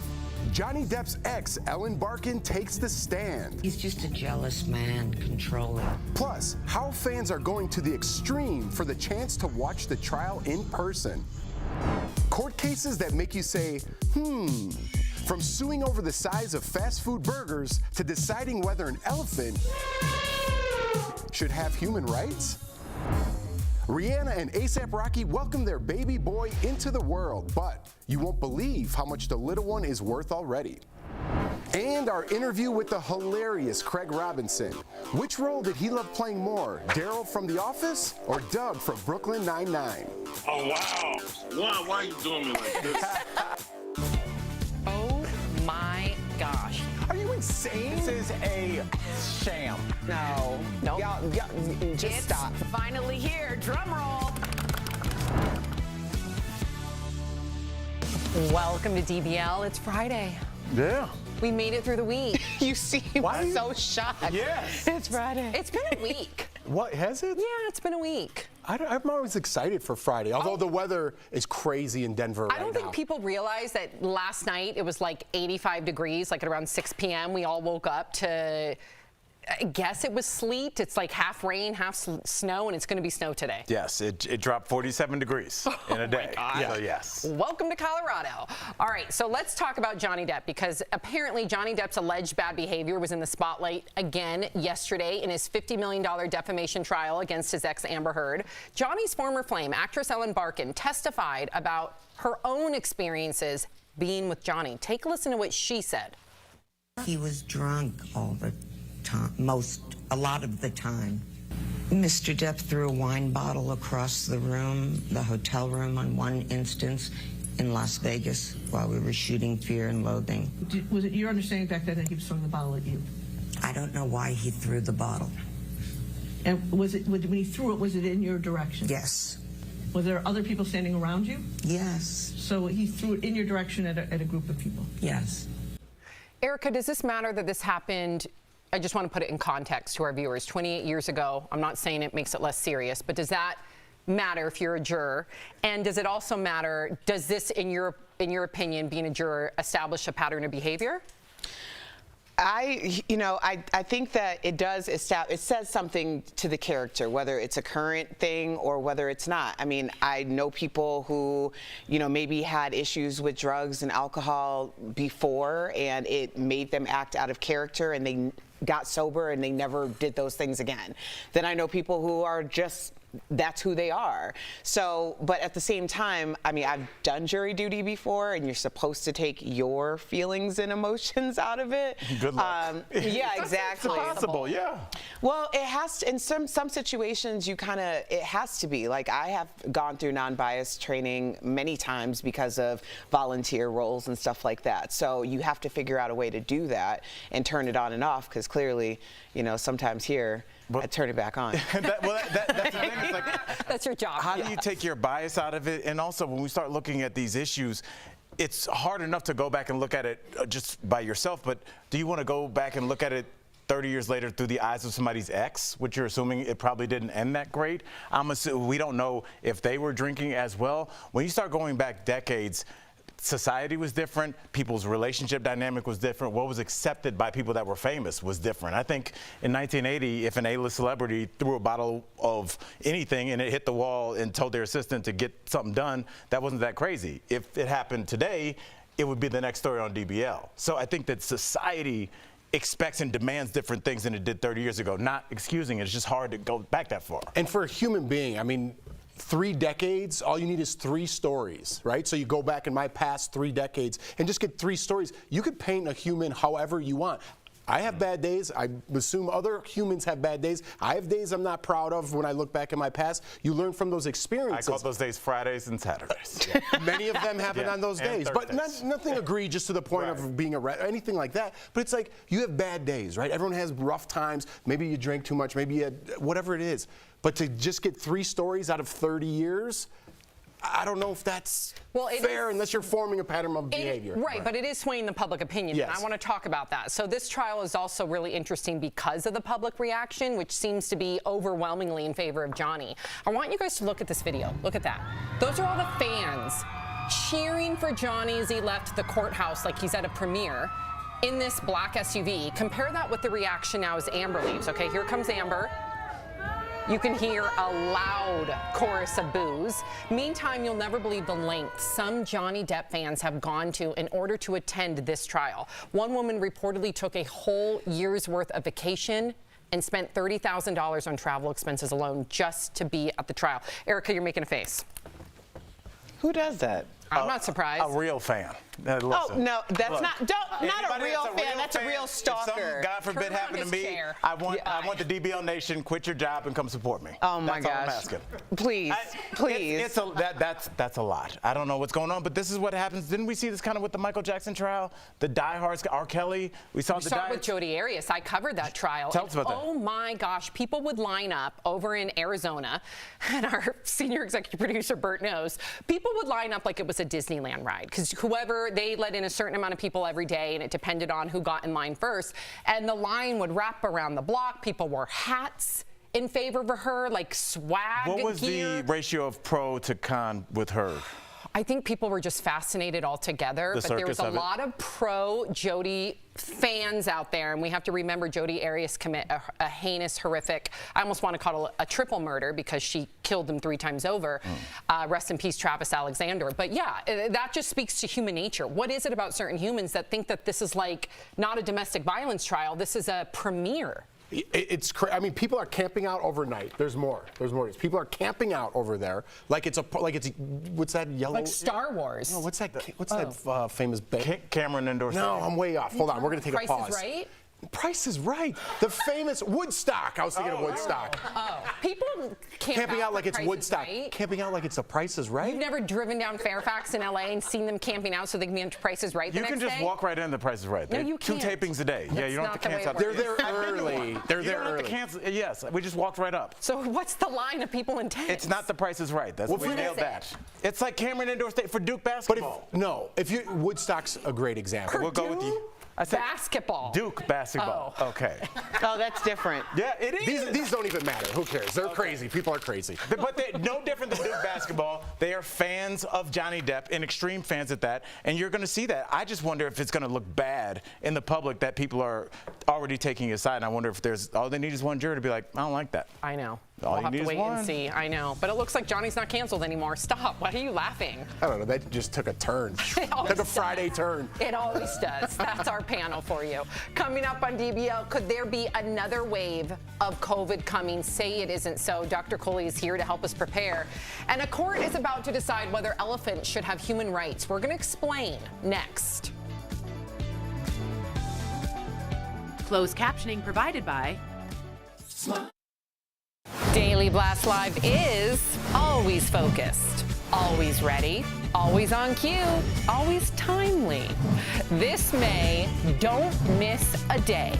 DBL is all new every day. How dare Al? He has lived in LA for how many years? How many? That's it? I lived there 5, yeah. In LA? Yes. Okay, so I lived was there. in New York before that. Oh, okay, so I lived there from 1998 until 2017. Okay. And it was an actual thing that people camped out to get on Price is Right. Jeff? I could have got her back there. I you wanted to leave it out there. But I've No, been I don't know on if the- they I've been camped. in the I don't know if audience. they There was camped nobody. out. There's people there like before the sun came up for sure. Because I used to work out of that CBS. I will say they're this. intense. Yeah, they're there early There with were their people shirts, that were matching shirts, and diehard. all sorts. But I love how you guys pretended like I came up with some random reference. I'm not saying that they're not excited fans. I'm just saying that there was no one camping out when I went. And we had the matching shirts. We like went all out. But there was no... for the Price is Right? Yes. What time did you get there? I don't know. They let 300 people in and my number was like 278. What so time we did were you late. get there? I don't know. Watch, he camped out. Do you know how many... He You camped out. He for sure On did. Colfax? Yeah, he did. He for I sure could barely did. get myself on planes to gigs I was getting paid to do. Like, I'm not going to the prices right there. Are you I kidding went in me? a heartbeat. Yes. He's downplaying it, but he had matching T-shirts, so you were excited a Well, little bit. I think I told you a story. It's my buddy Orlando. He's a comic. He's actually been on the Late Show a couple times performing, but he's from the DR and he taught himself to speak English watching The Price is Right in the Dominican Republic. Did they pick him? No, but he like was. It was funny. They picked the young woman that's right in front of us. She was like a real bubbly blonde from Canada, and she like had this great personality. And I remember because they give you a little pre-interview, and she was talking, and I saw like a producer because they talk to you, but there's a person like over there with a clipboard. What did the producer do? And like I saw him right. She was the first on my dad's life. She was the first person they called. I thought you have to be called if you're in a group of 20. No, they just kind of like they went to the day one.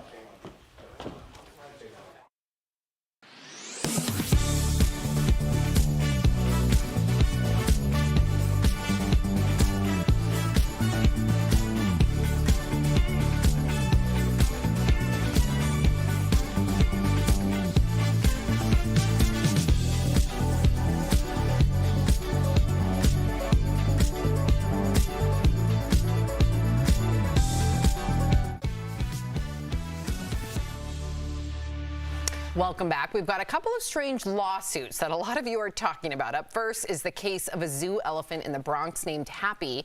A group is suing the zoo, claiming Happy deserves the same rights as a person. They think Happy is being illegally confined and they want her free. The group argues that elephants are cognitively complex and autonomous. They say Happy has even passed a test of self-awareness and that because of that, she deserves the same right to freedom as humans. Meantime, the zoo argued Happy is in fact happy and swims, forages, and does stuff that other elephants like to do.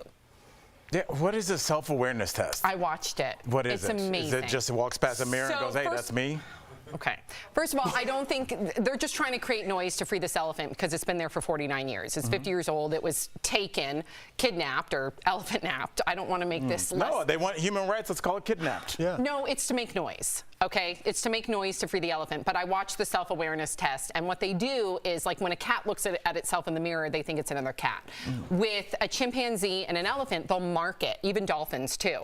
And then the elephant will look in the mirror, take its trunk, and notice that's me, and actually wipe it away and point to the blemish that they had never seen before. I don't know why showing you have that to it has- shame cats in this situation. You just made it seem like the elephants are way. I don't think you have to put their candle out to make the elephants brighter. But I will say this: we keep saying freed, but free to where, Sam? To a sanctuary with more He's in than- a sanctuary. No, he is not. He's in a zoo, the Bronx Zoo. He's not happy. So you just want to let him wander around the Bronx? Okay, He's in the best Al. place Did I he ever- could possibly be. No, there's plenty of animal sanctuaries. There's actually one here about 45 There minutes is from one, here. It's yes. beautiful. I've been there. Isn't it amazing? Why Isn't can't the you Bronx go Zoo there? one of the best ones in the world? Well, the animal sanctuary, it allows them to like roam, and they're not as, I mean, obviously they're Erica, still this contained. elephant is 50 years old and it's not roaming anymore. Yes, It's it chilling. is. It's roaming. It's chilling. It You has a need to nice- go to the animal When you're sanctuary and 50, see. I'll take you, Al. You walk this really cool walkway over and you get to see all the tigers from Tiger King. A different one you went to? No, I'm just wondering where Al was going to go with when you're 50, since you're knocking on 50's door. I am knocking on 50's door. No, and that's there's only one direction to go. I'm honored to get older. Trust me, I want to live as long as possible. I want as many gray hairs as possible. I'm just saying. To Al's point, he don't want to roam either. Yeah, He don't wanna- you know me. Look, no 50-year-old, especially in elephant years, that's like 170. He's going to be, I don't know, but I'm making that up. I think an elephant wants to sit in the shade. What 50-year-old doesn't want to sit in the shade? Albert Jackson. Albert. Let's just let it wander around the Bronx. Elephant. No one said for it to wander around the Bronx. You keep saying free, but there's no I said destination. Sanctuary. There's many sanctuaries that would take Happy the elephant. And It doesn't. First of all, elephants are very social creatures. They travel in a herd. You know that, Al. So why do you think Happy is happy all by itself? Come on now, Al. I know you have compassion. But why are you acting like elephants aren't autonomous and maybe this one doesn't want to hang out with people? Some elephants like their alone time. You don't know what Happy likes. Okay, Al. And we don't We're gonna either. get to I the don't, next I don't want to presume that lawsuit. we all do. Shout We're out to going to Happy. get to the next lawsuit. I hope Happy can be freed. Okay, so this next one is over the size of burger patties in your favorite fast food meal. It claims that major fast food restaurant chains like McDonald's, Burger King, and Wendy's exaggerate the size of their burgers in their ads. Huh. Okay, I wonder if it's men running it. When you compare... Wow. There's just some shots. Okay. When you compare the ads to what you actually get from these restaurants, the burger patties seem to be much smaller. The lawsuit says that's because some restaurants use undercooked patties in their ads. As far as we can tell, McDonald's, Burger King, and Wendy's have not yet commented. I'm not going to name the name, but I was in an ad for a major fast food chain, and I will tell you, the trailer to get that food ready was bigger than all of the people who were actually in the ad. We had to wait on this particular burger for far longer than my hair, makeup, wardrobe combined, okay? The lighting for this particular burger was far more intense than the lighting for all of us, and we were a multicultural cast, and you know how hard lighting is for a multicultural cast. That burger, yes, there's a reason why it looks like that. So if you expect to go into any of these fast food chains and get a burger that looks like that, you're gonna be waiting a real long time. What do you think, Jeff? There's a whole thing about how they set up commercials and like cereal. Yeah, it's glue, like it's glue and it's not milk. So there's a whole thing about the dynamic of how they film this as opposed to reality. Like, I've said this alluded before. to. Don't we expect that it's been doctored and filtered to look better? I don't. We kind of do this with like makeup ads where there needs to be a disclaimer saying that this is not what this model looks like. But I mean, I think any kind of advertisement, don't you expect it to? Because I heard with the burgers they don't even cook it; it's raw and they press the. But it's false advertising. If you're expecting a burger like that and you go there and it's this big, that's not cool. So you're on the side of the lawsuit. Yeah, I am. I'm on the side of we're human beings that know what fast food burgers look like. So let's not act surprised when we get it. No. Stop it. All right. Oh, I'm so glad you guys are not on the same side for once. Coming up I with love you, buddy. DBL. I love you too. All right. Dr. Coley is here. Is there another wave of COVID coming? I hope not. We're talking all about it coming up next.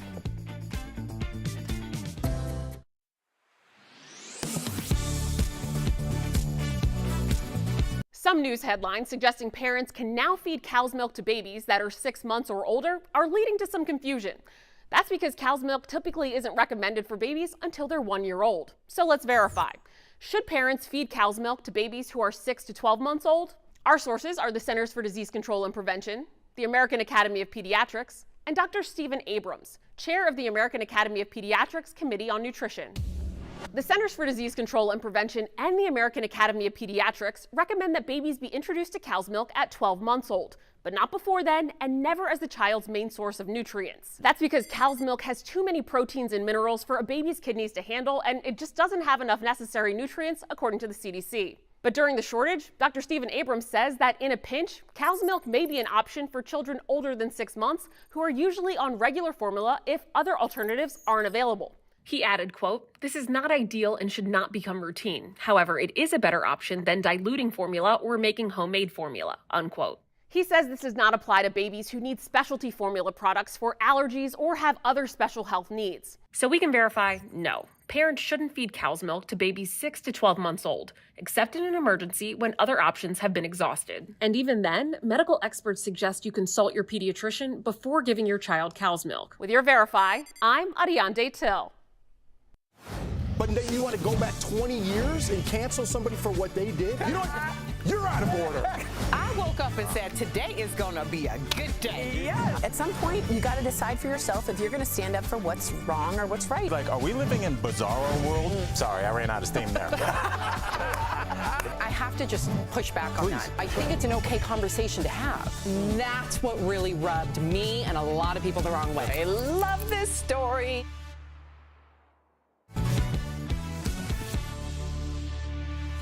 Welcome back. Our medical expert, Dr. Pio Coley, is here to answer your questions about the headlines everyone is talking about. So let's get to it. All right, Doc, it feels like the pandemic's over, right? We're not wearing masks anymore, although I did have to wear a mask yesterday because my child swallowed a penny and I had to go to emergency room. What? It's all good, though. It's all good. He'll process it and make change. But I was like, wow, I gotta wear this mask, you know? It's crazy, just for a half hour. I didn't like it. We are vaccinated. Is this new variant or whatever virus should we worry about it? You know, Jeff, it feels like it's over, but it's not over. 100,000 cases a day, and that's not counting the home tests. And we all know people who tested positive at home didn't call anyone and tell them about it. So yes, we're in the midst of a huge number of infections, and those of us that haven't gotten it are very susceptible, but we don't have to worry as much this time as we did before for a number of reasons. One, Omicron is a lot milder. Two, most of us are vaccinated, so that really reduces the severity of the infection. And three, we have those antivirals that are now available. So we have treatment and therapies that are available. So we still have to keep our guard up, but thankfully it doesn't seem as dire as it was before. So what if somebody's saying, like, I'm keeping my guard up, but I think I have symptoms? Like, what should they do? If they're not that bad, but, you know, they still have symptoms, what should they do? It's a great question because symptoms right now could be allergies, could be monkeypox. You know, because that's going around. Oh, I saw that. That looks gnarly. Throw that out. That can be. I've never heard of monkeypox. What has happened? Really? Look at her face. She clearly has never heard of it. She's yes, it's scary. Yes. Let's talk about that in a minute, but I want to answer Al's question first, which is that it could be anything. So if you have symptoms and you test negative on a rapid test, 100% of the time you cannot stop there. You must follow with the PCR test because now that we're vaccinated, our immune system activates before the viral load really goes up. So you could get a false negative on that rapid test. So testing is the first piece. Make sure you get that PCR test, or if you're rapid positive, you could stop there. Tracing is the second piece. Call all your friends that you've seen in the last 5 to 7 days and tell them you have Omicron. No shame about it. Just try to look out for them. And then the third piece is treatment, the third T, which is call your doctor and see if you're eligible for Paxlovid, which is an antiviral therapy that can reduce your chance of getting an infection, getting in the hospital, make you feel better faster. And what was that name again? Paxlovid. And it's made by Pfizer. And you know, in general, we've been reserving it for high-risk people, but Pfizer is currently doing trials looking at it in healthy people because it can reduce the rate of you getting in the hospital by 70% if you're healthy. Wow. All right. Well, Sam kind of brought this up. Monkeypox. I saw it this weekend. Sammy did not. I mean, I saw a story on it. We have a viewer right here. Cam from Grand Lake wants to know what those symptoms are. So I'm not the only one that's like, what? Yeah. And how serious is it? It can be really serious. I mean, most of the times it's a moderate illness, but in Africa it can have a mortality rate of 10%. Oh man. Yeah, meaning 1 out of 10 people can die from it. Here in the U.S., the strain that's here seems to have a lower mortality rate, 1%. But it's here. It's here in multiple countries. It's looking and smelling a lot like COVID, right? Because it's a global outbreak. I like it when it smells like Christmas. That's better. Okay. I don't like this. It's a virus that you can catch from person-to-person contact. And for now, we're seeing it mostly in men who have sex with other men, but it's not limited to that demographic because we know that it's spread by respiratory droplets. It looks a lot like COVID in the early stages: fevers, malaise, chills. Oh, here's some footage. Muscle aches, yeah, and then you can get a rash a few days later. Now, what sets it apart from COVID is that you get lymph nodes that are swollen. So if you have lymph nodes, you have a fever, and then eventually you develop a rash, it is really important not to go anywhere, isolate yourself, and call your doctor right away. Wow.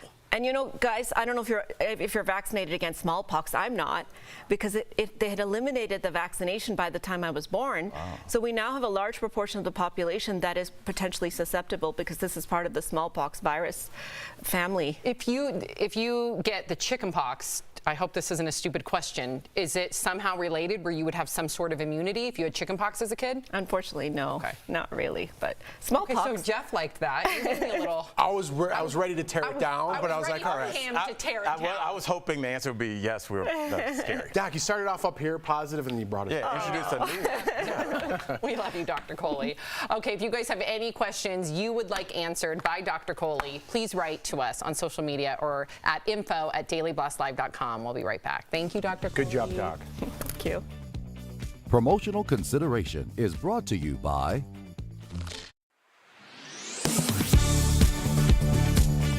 The CDC estimates nearly 500,000 Americans get Lyme disease every year.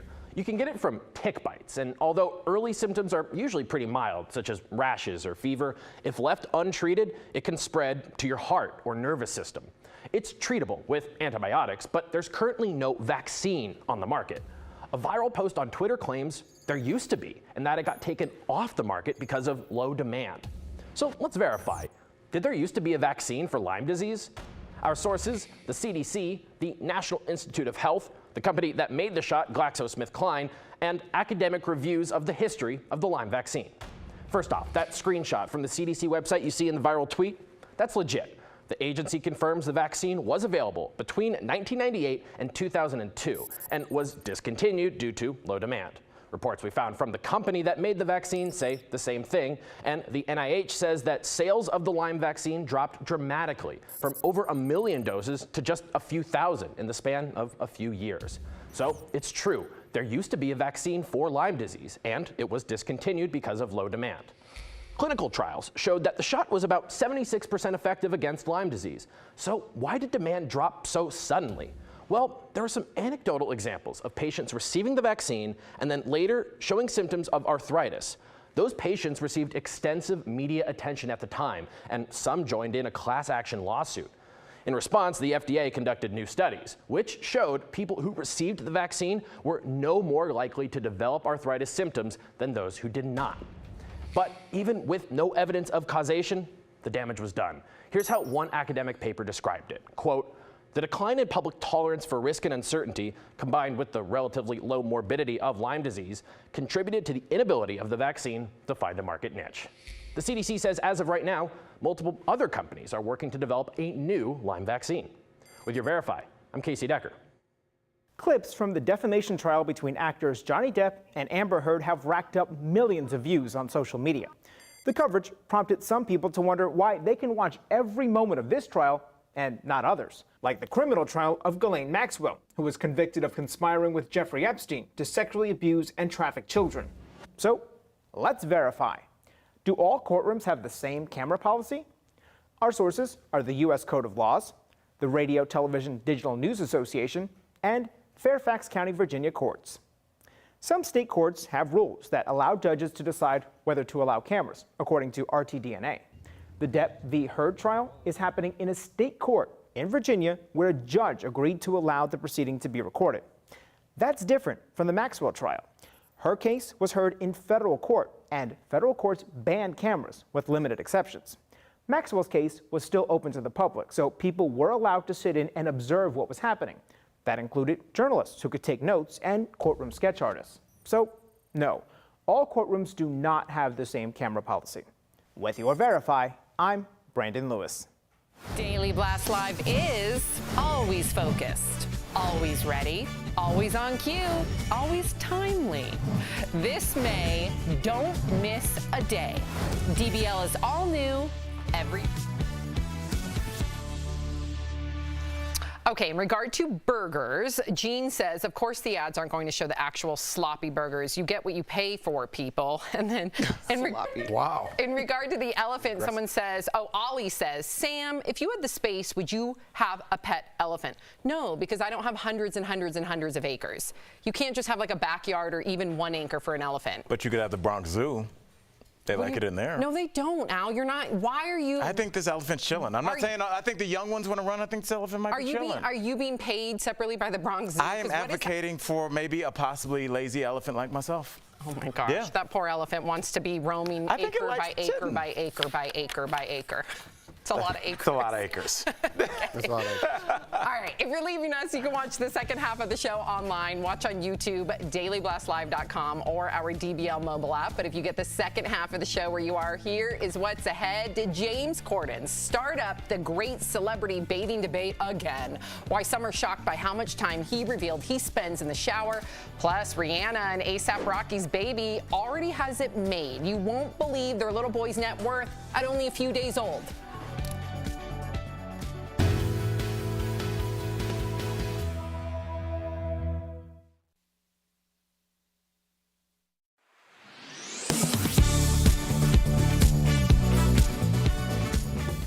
Twitter bots are pretty much exactly what they sound like, automated tools that tweet without a person behind the keyboard. But they're not all bad. Bots can be used to share valuable information, like COVID updates, job postings, and traffic reports. The real problem is malicious bots posing as real people. They can be used to spread misinformation, fill your feed with spam, and generally disrupt interaction on social media. According to Twitter's official estimates, there are roughly 229 million active bots on the service. That's roughly 5% of Twitter's daily active users. But back in 2017, an independent study by an Israeli tech company estimated that anywhere from 9 to 15% are bots. The actual number is still yet to be determined, but it could potentially play a big role in Twitter's future. Millions of people have shifted to remote or hybrid work since the pandemic started, which in turn has led to exponential growth in employee monitoring. The Economist reports surveillance security has often been used for cybersecurity, but now it's being used more to monitor employee productivity. According to one survey last year, 60% of U.S. companies used monitoring software of some type, and 17% were considering it. Earlier this month, New York joined Connecticut and Delaware in requiring companies to inform staff about any electronic monitoring of their phone, email, or internet activity. But that's not the norm. Most states do not have laws on the books regulating when or how much your company can monitor your activity. It's possible more states create new protection laws, but experts say the law typically lags far behind technology.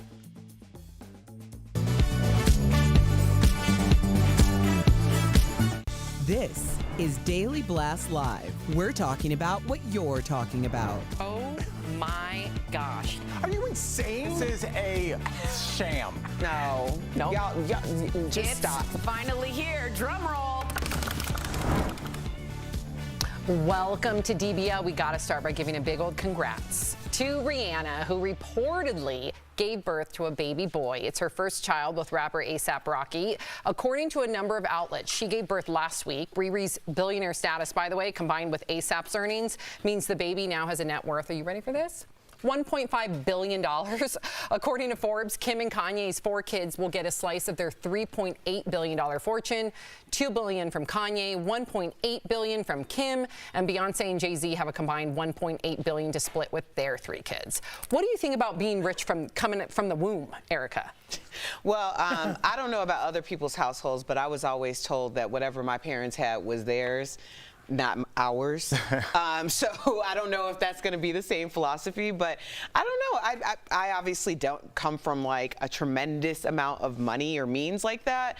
But I always like look at some of my friends who did, because I think there's sometimes, not all the time, but I think that people need to have a purpose. Like you have to feel like there's something that you make go, if that makes sense. And I think sometimes when people have a lot of means and resources, if they're not given the tools to do that, it can be detrimental to like their mental health. Yeah, we're talking about a different planet, billions and billions. I mean, like literally a different world. It is a different world. And so how do you take that world away from your kids, right? Jay-Z came up from Marcy Projects, right? The bottom, and built this empire.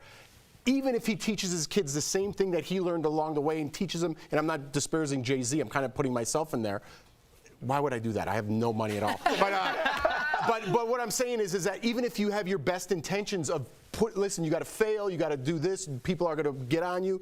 They live in this other bubble. They live in this other planet. It's going to be hard for them to instill that into their children just because of the world they live in. Yeah, I mean, and it's weird, Jeff, as you were talking, I was listening to what you and Erica said. I'm like, maybe you don't want to instill that in them.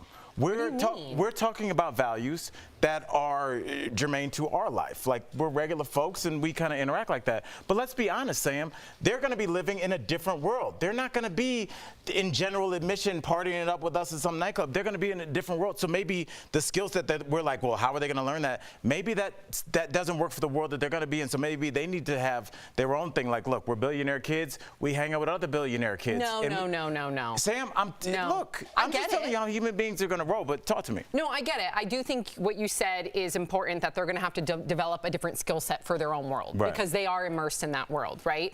But I also think, to the point of Jay-Z and Beyonce, they were very cognizant when they put their children in school. There's a school in Los Angeles that is private, yes, but it's very grounded, and they make sure that they bring in people from all different walks of socioeconomic life. And for Beyonce and Jay-Z to have that wherewithal to say, I want to make sure that my child sees things from all walks of life, I think that's the difference. Of course, you can help set them up, you can do things, but you also don't want to Erica's point, debilitate them where they don't have any hustle, where they don't have any respect for somebody that is coming up from the ground up. So I think there's a way to do it, and I think Beyonce and Jay-Z are definitely doing it the best they can. I think a really great explanation from people who are actually in it and making those decisions was last year. Will Smith and Kevin Hart did this Father's Day roundtable, and they had a discussion about like instilling the values of their kid, or their values into their kids, but then recognizing that they didn't come up the same. So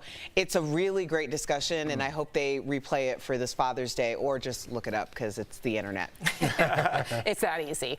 Okay, I can't believe this. We're having the conversation again because James Corden has reignited the great celebrity bathing debate. We've talked about this so many times. So he said, while Americans spend 10 minutes on average in the shower on his show, he said that he's in and out within 3 minutes, mainly because he skips shampoo. Watch.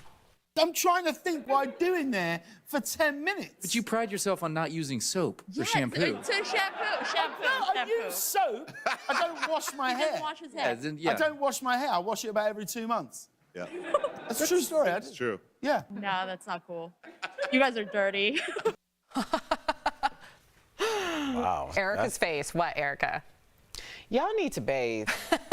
Like, if you're not bathing, you need to bathe, okay? You need to get in there. There are some crevices that need to be attended to. It's not okay just to, like, step in and let water run all through. You get those lint ball or those dirt balls. There's a lot going on there. We need to be very, very, like, we need to have hygiene, okay? We need to have good hygiene. Not dirt balls. Some of y'all know what I'm talking about. I didn't know, like, you're not supposed to wash your hair every day. You know what I mean? And then how do you not wash your hair if you went to a workout or something, right? Because it's sweat. I don't even know what that is. Little dry shampoo. I was like, girl, that's champagne. Yeah. Don't think I'm gonna let you get away with that. Can I just make the argument for the other side? I'm a crazy, I shower maybe too much, 2-3 times a day, but some people do like to be a little bit more musky. That is a thing. I mean, some people like more like patchouli, outdoorsy. But you can make it's not my thing. Some people like that, so maybe it's just like pheromones. Is that what you're saying? I think so. Like some people don't. They kind of have that natural. I don't know. I don't like that. How long do you shower? I'm out in 5 minutes. Same. Erica's with most days. I'm a 20-minute shower person. I like 20 minutes? Yeah, yes. Erica has drank. Can I say this? Because I think you've said it on the show. Yeah. Erica's had a glass of red wine in her shower. Yeah. Okay. I had generally not red wine though, because then it'll get all messed up. I'll have a mimosa. Okay. In the shower. Wait, Erica, are you pairing wines with your showers? Yeah. I hope you know how much you've made it in life. Yeah. You're like a good shard goes with an afternoon shower. I'm actually envious of Erica's routine. Well, first of all, I just want to throw this out here. Please, if you're going to do that, get an actual shower wine glass, okay? Don't bring your regular wine glass in because that is not safe. What's a shower wine glass? It's a plastic wine glass. Does it kind of have a top so like dirt balls don't get in there? No, but you can get a hook. You can get a hook where you put it up on there, and then you hook. Speaking of different life, right? I just, we don't have kids, y'all. Okay, this is what you do when you don't got kids. Everybody needs to take a page from Erica Cobb's book. Let me just say Yes. that. Okay, so some celebrity homes are in the spotlight. First, you guys have to see Travis Barker's, okay? He took Architectural Digest on a tour of his multi-million-dollar Calabasas home. So Travis, who's lived there for 15 years, showed off some of his favorite features, like his zen living room, the pool where his kids learn to swim, his bedroom, music studio, and a car collection featuring a Mercedes-Benz G-Wagon. He also gave us a peek at these 2 Dior BMX bikes worth 25 grand a piece. He got the gold one from Dior directly because he is Cleveland. I don't know. LeBron. What about that? Every time I mentioned LeBron, I was waiting for you to say Cavs. But you didn't say it. I know. Yeah, you haven't said Al doesn't follow along with the prompter. I was like, what is he wearing? Okay. That's what I kept. LeBron James never picked up that bike. So okay, thank you. Travis's wife Courtney also showed up to reveal his special talent for making a mean matcha. Ooh, that's a skill. Speaking of Travis, the couple is planning to get married again this weekend in this castle in Italy. I'm sorry, are we not going to address his outfit? Could I see it? I couldn't even see anything else. Can we see his outfit, or is it too hard to replay? What's wrong with a leather jacket? He's wearing a full-length leather piece. It looks It's like a leather jumpsuit. Yeah. Oh, just like as you do on a casual Saturday afternoon. You mean as opposed to your floral jumpsuit that you wear on a casual that is Saturday? a male romper, and it matches the season. It's different. Okay. No one thinks that that's insane that he's wearing a deflated Missy Elliott outfit? What, you guys are all looking at me like, oh, Al, get a hold of yourself. He looks insane right there. I like it. Oh, my goodness. Okay. I think it's sexy. Yeah. I would wear it. I'm kind of like I'm getting over the Travis thing. It's a little exposed. And I don't like Travis Barker, I think of like rock star, you're on Cribs, and like I like that lifestyle. I don't want to know how you make a matcha, dude. Why? You know, I don't know. It takes away some of the flavor. No, he can have that's It's kind of, I don't know. You think it's anti-rock and roll? It's not anti-rock. I'm not like for the people. You know what I mean? It's what I love it's just it's losing some of the flavor, you know? See, I actually love that about Travis because he's a vegan, he's an animal rights advocate. You wouldn't expect that from his tough, tattooed exterior. So I like the fact that inside he's super compassionate. It's embracing. You know what it is, Jeff? Because I kind of had this too. You're watching the people that you used to think of like wild and crazy get older, and it's a reflection of you. And it's just like I'm seeing that with like the Wu-Tang Clan. Like I ordered Ghostface Killer. He has a coffee shop now, and I ordered his coffee. It is at the house right now, and it says it's Killer Coffee. Cool. And it's like you're watching like the young crazy versions of you almost get older, just like you. Now I'm buying his coffee instead of his booze. Yeah, but doesn't it feel better that they're not like, reliving Tommy Lee on Cribs at like 50 years old or 40, however old? Also, it's Architectural Digest, so we're expecting it to be like. She's right. It's not Cribs. But I don't want to see Travis Barker play the cello. You know what I mean? Yeah. Jeff is old school with that. Your girl, Amy Schumer, Al, we're going to get an inside look at her penthouse, okay? So this is in New York. It's being listed for $15 million after she bought it for just over $12 million in 2016. So the spacious apartment is fully enclosed in glass. Wow. Views of the Hudson River, the George Washington Bridge. The living room also includes this statement stone and glass fireplace. Amy's husband's a chef, so naturally there's a huge chef's kitchen. And check out this wraparound terrace. Wow, which is why the penthouse is called New York's Secret Garden in the Sky. Amy even brought some of the greenery inside to line this. Oh my gosh, I never knew you could do that. Wow, that is fantastic. You didn't know you could bring plants inside? I didn't know that you could wrap the vines on the staircase. That's what, you've thought of that, Albert? No, they'll grow anywhere you add water. Okay, so you've thought of that. That's not true. That is absolutely not true. Some plants need sun, Al. Most plants need sun. Yes, some plants have low light, some are not. I'm in the plant world a little bit. There was windows there. You can see the natural It looks like Jumanji. I don't like that look. You don't? It's so dope. Is that real or those are fake, those right? Are real, probably. No if way. It was in my house, it would be fake because, I have palm trees year-round. No, you can't be fake on your stairs and you're Amy Schumer. Absolutely not. Those are hard to keep alive in the house. Well, I would imagine you would have a gardener who comes by. Yeah. Sam thinks it's like Amy Schumer's like on her hands and knees doing this. Like I think that they have a whole group of people that make that happen. But I was looking at that and I was like, I wish there was a side by side of my apartment in New York, just a 5-floor walk up in the East Village, right next to Amy's, and be like, oh, this is your career. Amy, I mean, good for her. I mean, it's amazing to see what she's done. And she's nice, right? You've worked with her. Yeah, she's real cool. Yeah, Amy's the same person. She's been the same person as long as I've known her. See, I like hearing that. Yeah, real cool. All right, shout out to Amy Schumer. Coming up on DBL. Coming up on DBL, our interview with comedian, speaking of which, Craig Robinson. He's telling us all about his time playing a beloved character on The Office. Closed captioning provided by American.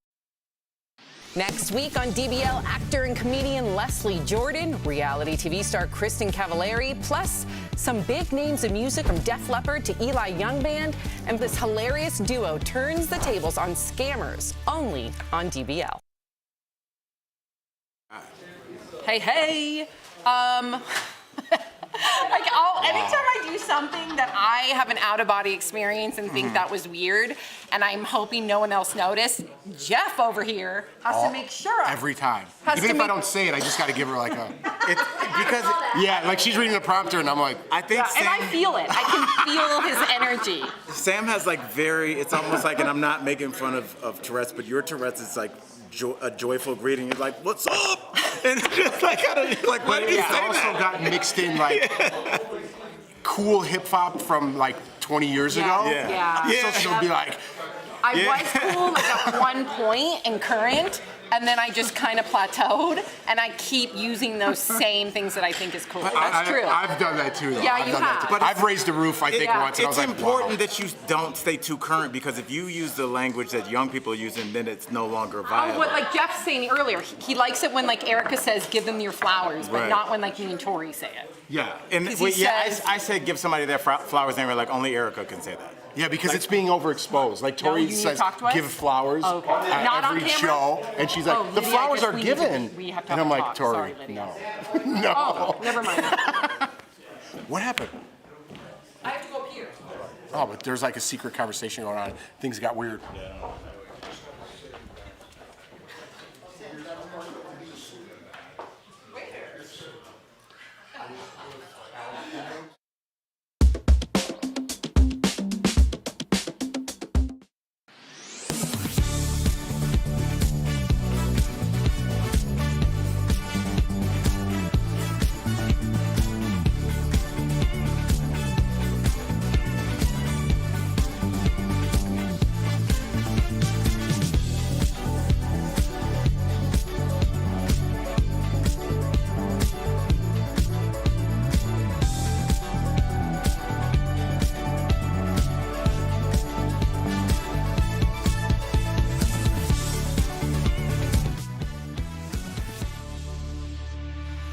Welcome back. You know our next guest from NBC's Brooklyn Nine-Nine and The Office. Earlier, we caught up with Craig Robinson to chat about his new show, Killing It, where he revealed how he overcame his fear of snakes. Check it out.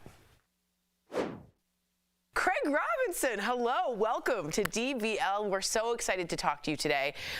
Two of your most famous characters are Daryl Philbin from The Office and Doug Judy from Brooklyn Nine-Nine. And I have my favorite, but who, if you had to pick, would be your favorite between those two? Oh, wow. Why are you doing me like this? Starting off rough.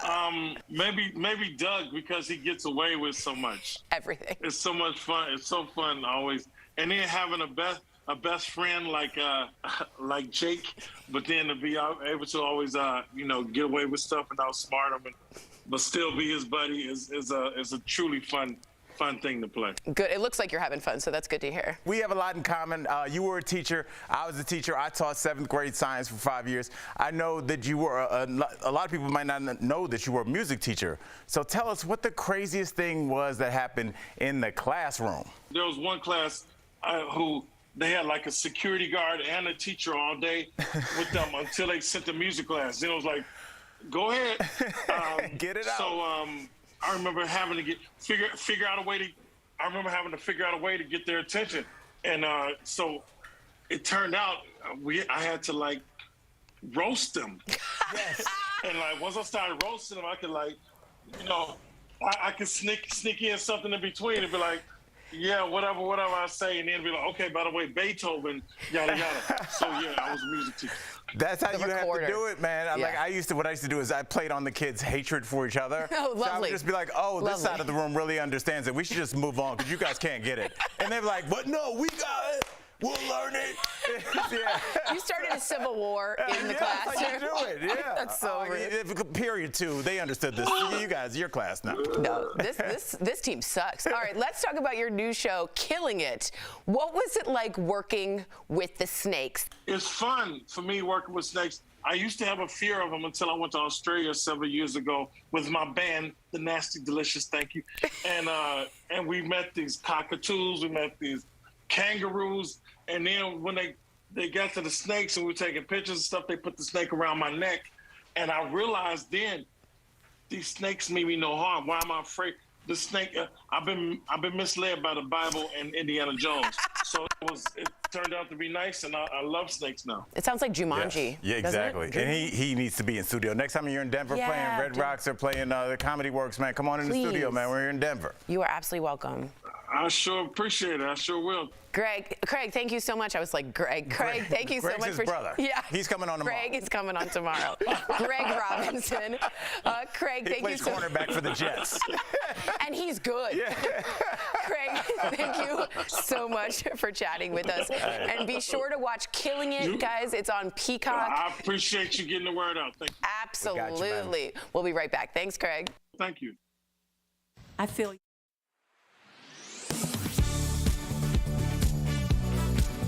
Some news headlines suggesting parents can now feed cow's milk to babies that are 6 months or older are leading to some confusion. That's because cow's milk typically isn't recommended for babies until they're 1 year old. So let's verify. Should parents feed cow's milk to babies who are 6 to 12 months old? Our sources are the Centers for Disease Control and Prevention, the American Academy of Pediatrics, and Dr. Stephen Abrams, chair of the American Academy of Pediatrics Committee on Nutrition.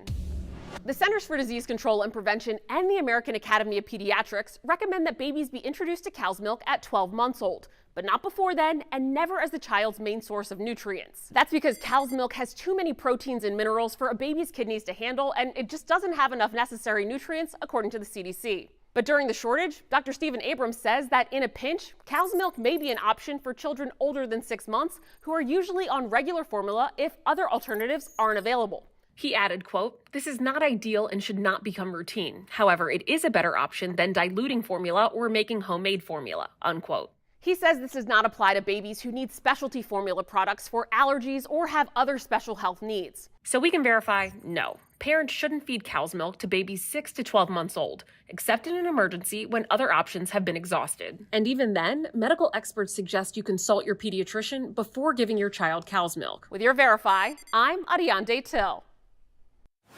But then you want to go back 20 years and cancel somebody for what they did? You know what? You're out of order. I woke up and said, today is gonna be a good day. Yeah. At some point, you gotta decide for yourself if you're gonna stand up for what's wrong or what's right. Like, are we living in Bizarro world? Sorry, I ran out of steam there. I have to just push back on that. I think it's an okay conversation to have. That's what really rubbed me and a lot of people the wrong way. I love this story.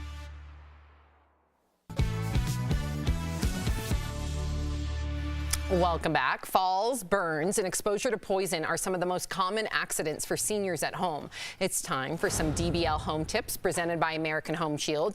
If you're an older adult living on your own or know someone who is, here's what you should know. First, prevent falls. Make sure all hallways and staircases are well lit and clear of objects, and install handrails wherever there are steps. Next, replace all old appliances, especially ones with frayed or exposed electrical wiring.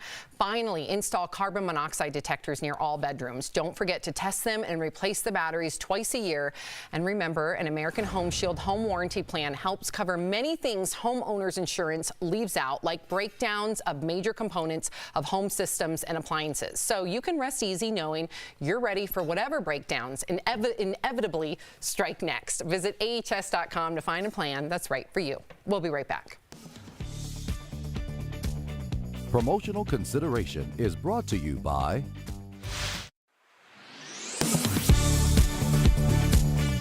The CDC estimates nearly 500,000 Americans get Lyme disease every year. You can get it from tick bites, and although early symptoms are usually pretty mild, such as rashes or fever, if left untreated, it can spread to your heart or nervous system. It's treatable with antibiotics, but there's currently no vaccine on the market. A viral post on Twitter claims there used to be, and that it got taken off the market because of low demand. So let's verify. Did there used to be a vaccine for Lyme disease? Our sources, the CDC, the National Institute of Health, the company that made the shot, GlaxoSmithKline, and academic reviews of the history of the Lyme vaccine. First off, that screenshot from the CDC website you see in the viral tweet, that's legit. The agency confirms the vaccine was available between 1998 and 2002 and was discontinued due to low demand. Reports we found from the company that made the vaccine say the same thing, and the NIH says that sales of the Lyme vaccine dropped dramatically from over 1 million doses to just a few thousand in the span of a few years. So it's true, there used to be a vaccine for Lyme disease, and it was discontinued because of low demand. Clinical trials showed that the shot was about 76% effective against Lyme disease. So why did demand drop so suddenly? Well, there are some anecdotal examples of patients receiving the vaccine and then later showing symptoms of arthritis.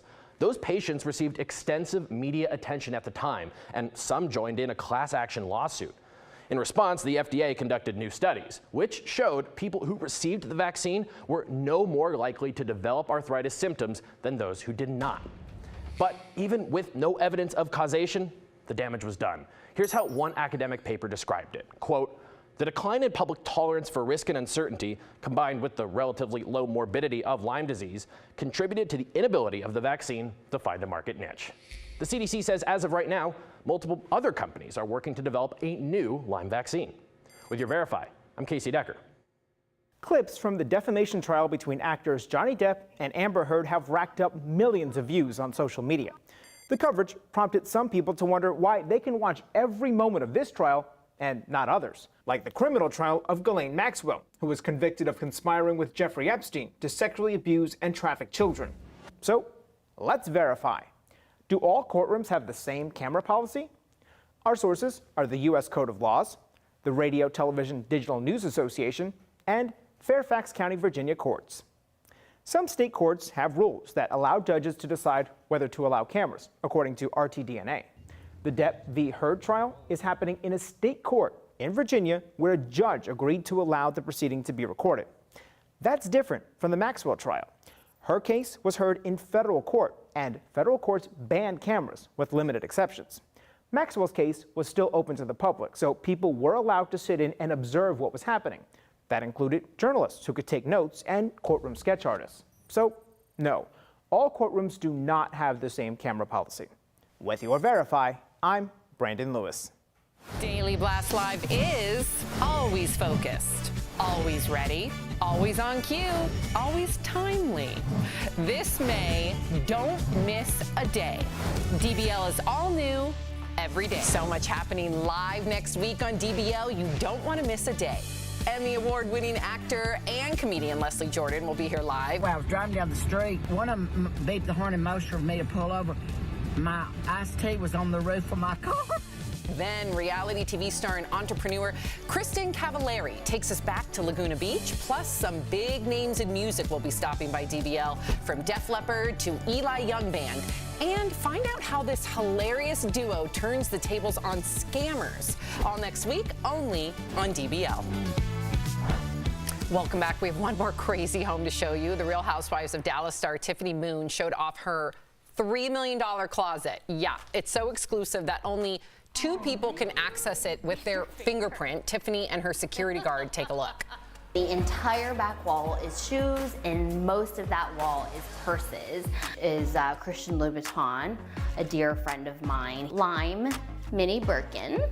This little Birkin for me.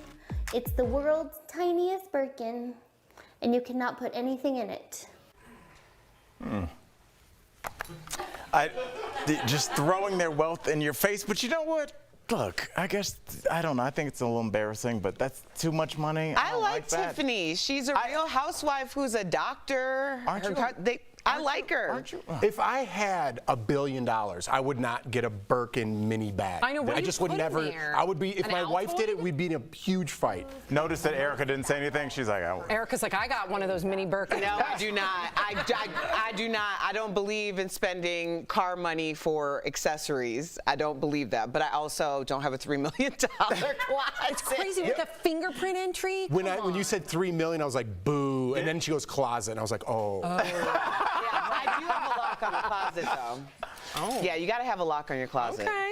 Before we go, we want to give a big birthday shout out to our supervising producer, Jody Hawkins. Yeah. It is her birthday tomorrow, but we want to make sure, Jody, that you know that you are loved, you are appreciated. Happy birthday, Jody. We hope you have a great weekend. Love, girl. And a new mama, too. Yeah. That's right. I know. And the best seat in the house. Yeah. You gotta see that? You gotta go through a little maze to get to her. Why do we always camera zoom on people like we're on cheaters? Like, I feel like she wasn't ready. I thought that was inappropriate. Like, she was like, guys, I'm over here. She had her phone. She was like, I'm sorry. Yeah, she was exhausted. You were on fire today. Can I tell you? No. You were extra I had funny. to after man. Erica called me old. I had to get I'll see you Monday, same time, same place. Have a great weekend, everybody. Oh, man.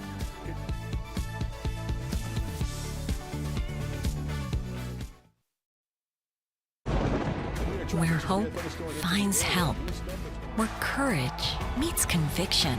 Where makers make fans. We are Tegna, a family of local and national media brands that bring us together, serving the greater good of our communities. Where national know-how backs local business.